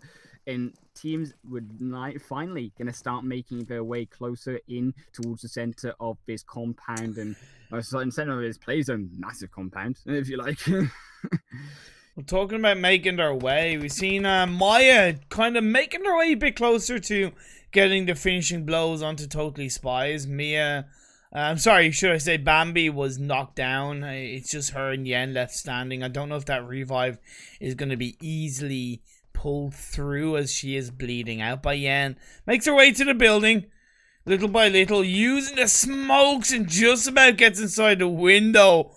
Oh, surviving by the skin of her teeth. Yen will be able to get that revive on to Bambi. Goodfellas still waiting out in the hospital area. HighlandWolf trying to find the right time to strike, I feel. But yeah. Is that too passive, do you think? I was going to say, I would have expected him to be more aggressive right now, especially with Yen knocked. I think they had they been looking at that kill feed, they could have then perhaps figured out that Spies, they have been waiting so long. All we need to focus on is kill field. Focus it down at Spies, only had 1 member. Bambi was the only one alive. And from there, make your aggressive move towards them. I mean, you've got the buildings there still to cover you somewhat away from Maya, who could shoot you down. You could take that flank round the west of that zone. It does look like Bambi there. Oh, Katana, I'm sorry, but I just pulled on over to the fight between KOS Messiers and LW. KOS Messiers had rotated to Watertown a little bit earlier, and they were able to take advantage of LW moving out from Roshawk. It was a great AWM knockdown that came down from Katana, although she has been knocked down herself. It is going to be just Ka left standing as 2 of the members of KOS Messiers make their way up in the vehicle. It's going to be Yoki and Admi pushing on up against the last player of LW. Can Ka get the revive on the Bazoomi God? It's going to be very risky, time efficient, but that revive could prove to provide a tiny bit of a meat shield for Ka. Doing some way survive, pushing her way forward, gets a lovely knockdown onto Yuki on the top side as Admi is hiding down on the side of that vehicle, while Ka in some way gets a heal off. And that was so close for Ka. So lucky they were able to take that down. The red zone now going to be interesting to play a part in this. But Katana was down. Ka did not need to rotate to try first down. Katana, they should have revived their teammates sooner. Had they fallen down, that would have been then eliminated of the game, and that would have been a major mistake that could have cost them. But thankfully, Ka is able to carry through with 6 kills so far. They revived Bazoomi God as well, and now Admi going to be the next target. Plus, it was a realistically very poor position held onto by Yuki as she moved down, even though she was on the high ground. When you're on the high ground in that kind of angle where it's not a determining factor on if they're on the left or the right side of that little hill. She was just on the high ground, and that's where Ka was able to stay down low, peek up at the right time, and more of the Yuki's body was exposed for Ka, and that helped to get the knockdown. And so it was the fact that Yuki kind of deserved to get that kill, with all due respect. Sorry, deserved to be killed, with all due respect, because it was poor movement forward. We did see phase 3 move on up. It did shift quite heavily up in the northwest as LW are trying their best to get away, but as soon as they move away from one team, they get close to another one. This is Sonorga girls, but Samorga girls are disengaging away because they have to move up into the circle. feels so bad for the side of Liberty Walk. That redstone is like a heat-seeking missile onto them. Another redstone straight into them. So they're going to have to rotate closer to that north side, into perhaps the arms of Lack and Nostra, to the east side of that zone. But the south side of this zone is going to be where all the congestion is, especially on this mountainside of ruins and around the ruins areas. All these teams make their way closer to that bridge where all are currently positioned. DM Mills have a 2-2 split between the sniper tower and that compound by the side of that bridge, or by the side of the water, by the side of the river. So I do like that split that they currently hold on to. Of course, if a full squad crashes either the sniper tower or the compound, it could prove to be a little bit harder. Although I'm saying that they're now able to pinch the likes of Sonorga Girls. Sonorga Girls was able to get a drive-by shooting onto the members of the ML, to create that space, create that opportunity for them to move past and keep on going with all 4 members inside that one vehicle. They're so lucky. They're so lucky. Like, don't get me wrong, it was also a bit of skill that they were able to get a knockdown onto a member of DM Mills, but still 4 members are walking into another team here. Like, this is what I talk about with the wild rotations, right? It's kind of like it's kind of like they move without any real purpose, right? I'm all for going for a wild rotation if you know exactly where you want to stop. But it seemed like Samorga Girls didn't have any real clue where they wanted to stop, and they've been forced to stop because they've come close to extra T. They've been forced to stop because they backflipped over that hill and were vulnerable for members sitting ducks to extra T. And I think had extra T been fast enough in that repositioning, they could have just absolutely blown up that car where they were all so close to it in that backflip and deleted that entire team. They're so lucky they survived, not only between DM, but also from extra T being slow in that rotation. Like, and it was even the same for Dire Wolves, but Dire Wolves got punished a little bit more because they rotate in a bit later. But look at where they're currently positioned, and they have a player now knocked down, a second player. Baboka has been knocked down. It's just, you know, phase 3 rotations have to be really far better executed if you are going to survive. You can't make that kind of wild rotation in phase 3 and that kind of circle shift, because there's always going to be a much higher chance that a team is going to be in that area. If you play passive, if you play edge of circle on phase 1, phase 2, you kind of have to play that kind of play style for phase 3, phase 4. You can't make that wild rotation really on phase 3 without putting yourself at a high risk of getting punished. Here come Diembo directly behind Dire Wolves, and they're just going to snipe them down. Another one falls, make that 2. And they're going to be finished off, and Dire Wolves going to be the next team to likely fall. Yes, they will be so. And DM, they're making their route now to the edge of that beach in replacing Dire Wolves in this position. Well, it is a bit risky because the circle still continuing to shift up. North side, it means that they now are on the southern tip of the circle with the river in play. The fact that they still have a full squad in our 2-2 split is incredibly valuable because they are getting a lot of information. We do lose KOS Messiers at the hands of, I don't know exactly what happened exactly, to be honest. I think it was at the hands of Samorga Girl, so that's it. Yeah, and LW are also doing what they can to take on Res Q, I believe. Yeah, Res Q and LW on the edge of this zone. But Res Q going to be completely knocked down. LW going to walk their way calmly now towards past the shooting range and into this zone here. I'm sorry, but that rotation from LW, they were down near ruins. Yeah, and that was the red zone. They pushed them up north. And then from there, they actually just ran into rescue. And what the? You saw there, they just walked straight up. Okay. Wow, what a fantastic, crazy rotation. I'm a big love of it, to be honest. So anyway, Team 15, Marauders is sort of right in pretty much the middle of the circle. Have a couple of houses to themselves. A couple of players confirmed with just Alina and Barishka now left standing for their side. the side of LN Fire. Laka Nostra Power Fire up on the North Hillsides, overlooking a good few of these teams, and it's very important that the side of Laka Nostra Fire really take advantage of the high ground position on the teams down below, because if the circle goes against them in phase 5, it could prove to be the end of them. Yeah, you need to clear a path. You need to clear a way down, especially with Kat now moving in, as well as Bazumi God also into that area. They're going to have to fight from two different fronts, as behind them is no longer safe. LW have walked through every team so far. Can they do a fourth team so far? Bazumi God's going to fall down, though, and only now Car alive.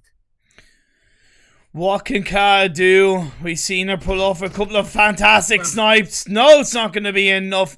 Just as you asked that question, it's been answered at the hands of Chica. And that's going to be a nice, juicy amount of kills for Laka Nostra Fire.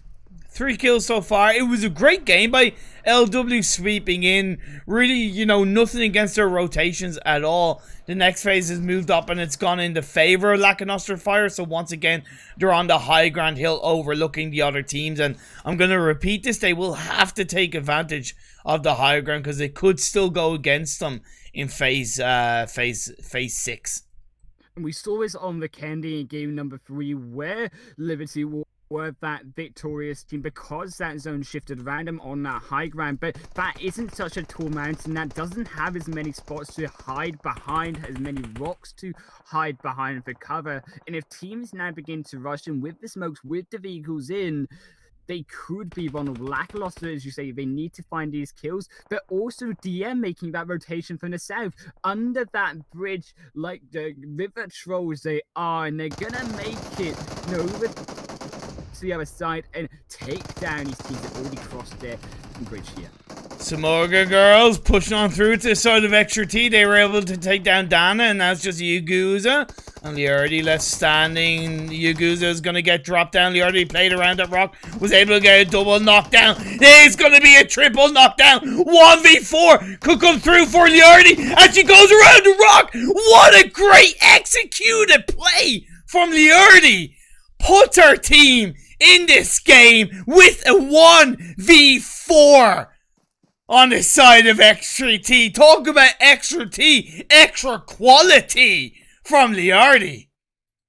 An Extra T, 4 kills there is gonna put them on the board as well. They were looking for those kills, and now they've all got a clear shot straight into that zone. No teams in the western side. DM gonna lose one over to Or on that southeastern side. Sorry, Extra T. They now have all the right plays on the line for them to make. They just need to make it inside of that zone before or rotate up towards the north side and over this hilltop. Pussy Mode, last player standing of DM Mills, has to go up the crevice of the hill from the coastline, trying to get a couple of shots on towards the side of Team All. Was able to knock down Arctica, but not before she's going to get found with the ghillie suit by the side of Team All. As a Extra doing their best to hold on, but that's going to be the end of them. Extra T at least ended on a high note with that 1v4. We're down to the last 16s, and the circle goes down southeast in the favor of Team 15 Marauders Azor inside those couple of small houses. But here comes the side of Laka Nostra. The full power, Laka Nostra. They drive into his compound. On the other side of this building, they might find one knock-up. Can he find a second? Yes, they surely will. And Laka Nostra drive over the side of Marauders Azure and now control the zone with the rest of these 3 teams still to follow. Chica was a woman on fire, to be perfectly honest. Got both of those kills like a bat out of hell. She just came in and was able to get those 2 kills. And that was a great push as well from the whole of Laka Nostra female fire side. That's the way you breach in coming into the late stages of the game, right? You know, no fear, just fight, push your way in. If you're confident of what you're doing, then you are able to execute it so much cleaner. And that's going to be Team All along with Laka Nostra Fire putting her pressure and pain onto Maya. Maya are just completely sandwiched between every single team remaining in this final zone. Still gonna make it in. Spies, Yen gonna get chewed alive by this basic zone. Only Banshees is not gonna be enough. They're gonna fall down to this zone. Make it 3 teams remaining. Maya also gonna fall because 6, the only one alive for Maya, and then also going to fall. They cannot make it inside of his zone. It's going to be between Or and also Lack and Ostra. Then the circle goes in the favor of Team Awe. They have the hillside, they have the circle. Now, this is up to Lack and Ostra, who have vehicles. Will they use those vehicles along with a couple of smokes to full send up the hill and take Team Awe on? Squad v squad? Will have to wait to find out. I feel like they have to do that because if they in any way try to fight from a distance, not only do they have a minute left before the blue zone closes in, they will not really have the time to strike. They did trade knockdowns though, in fairness. So will they be able to pull something out of the bag? An interesting rotation. They've moved their vehicle behind. Perhaps going to look for the drive-by in. They get one onto 1707 there. Trying to first them down. This is going to be a knockdown. This is it. Now rotate this in. is it. Lack and Ostra, they move in with the vehicles. They're moving in 2 vehicles now together across this hill. They needed to make it closer in, but only to the tree right now. Still the high ground belongs to all. They're trying to find the kills. They find the first onto 1. Ella's also going to fall down. Ella's able to get knocked down onto Nasty before she dropped down herself. The heals are coming through for the members of Lack and Ostra Female Fire. 10 seconds until this blue zone comes in. They're not quite in the circle, but they're sure of a hell of a lot closer compared to where they were inside those buildings. They made their way across the road. That 2-2 split initially was really well executed. Caffeines with the M4 onto Antarctica. It just leaves Aya left standing for Team Awe. We've seen 1v4 inside this game. Will we see another one to close out these Goskilla Female Scrims? The blue zone forces them out from behind that car there. They're trying to Molotov to deny like a 2-on-2, but 1707, they need to 1v4, as you say. They find the first kill. They're trying to first them down. They'd almost be able to do so, but Nostra from over the hill, they delete 10707 from the game, and that will be Lackanossa with the chicken dinner. Wow, what a great game from Lack and Ostra Fire. Coming in from the north side, they were able to take control. They pushed in onto one squad, got the kills when they needed to. They took down a squad from behind, and that 2-2 split. That won them the game. Now, in theory, all probably should have been able to punish them a little bit more, but the reaction from Lack and Ostra Female Fire off the back of that golden knockdown onto a member of Team Awe was the perfect signal. That was their key point. And right, you know, timing is so important when it comes to PUBG Mobile. It is. Timing is so important. And when you talk about the time to engage, the time to push, the time to reposition, that was the perfect time for Lack and Ostra, and it was so well played. And this props, and that is thinking the instantaneous decision that we're looking for in these games. We've seen Lack and Ostra get better and better and better every single game of these scrims, and I think that has been their peak towards the end. The final game of Erangel there, they just played so well and felt like a totally different level of scrims that we were watching. For sure. But can't deny what Team Awe did overall throughout this game.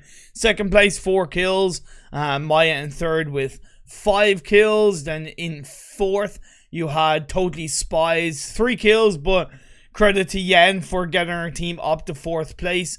The side of Yes in 5th with just 1 player. But either way, at least finishing in 5th. The Marauders Azor in 6th with 6 kills for them. Extra T in 7th with 4 kills, all going over to Liardi, which is fantastic. DM Mills in 8th with 10 kills. You had the side of Samorga Girls in 9th with 3 kills. LW in 10th with 8 kills. You had Goodfellas ladies in 11th place with 2 kills. You had Res Q Pink in 12th with 4 kills. KOS Messiers in 13th with 2 kills. Dire Wolves in 14th with 2 kills. Goskilla Amethyst in 15th with 0 kills. To the Elite Angels in 16th with 1 kill. Time to 420 in 17th with 1 kill. Nightmare in 18th with 1 kill. Pink Panda in 19th with 0 kills. Sorry, is 18th for Nightmare. 20th for Soul Salt with 0 kills. And B13 Eternity in 21st with 0 kills. Yeah, unfortunately for B13, they're also falling down in Sandhawk as well. So 2 games in a row at the end, not the way they wanted to, though they did have, as you say, a couple good games here early on. So they're going to equalize that in terms of scores. For sure. Man, what a nice juicy couple of games we had here in the Goskilla Female Scrims. Of course, you know, it's a kind of thing where it is, you know, these teams definitely do have to get much better with rotating and the timing in which they rotate, how they rotate throughout the game. There's a lot of unconfident rotations I see from these teams that hopefully will be improved on. But overall, the quality of these teams, the firepower, the control that some teams do have in engagements and positioning of a team fight is really impressive. There is points there in the bases, the foundations of great teams in these scrims, and that's clear to see from us as casters. And I think if they can look back on these scrims and study what exactly it is they need to do better, whether it is rotations, where it is splitting in separate vehicles, where it is being more aggressive and forward thinking in terms of zones, like in Miramar, for example, as we talked about with that red zone, and understanding the map a little bit more. There's these little things that are going to make these teams great. For sure. So on that note, I'm going to end the broadcast for you guys. Want to say thank you to everybody that tuned in, anybody that followed. Thank you to my co-caster, HighlandWolf, for joining me here on these scrims. It was an absolute pleasure to cast with you, man. You can, of course, give me a follow on all the social medias if you wish. Throw HighlandWolf a follow as well. What's your social medias, my friend? It's just at HighlandWolf_ on Twitter. If you just search up HighlandWolf G_. Okay. 100% go give him a follow. And on that note, I'm going to end with a tiny video, and then I'm going to end the broadcast. And thank you very much for joining in. I'll be back for some more scrims real soon.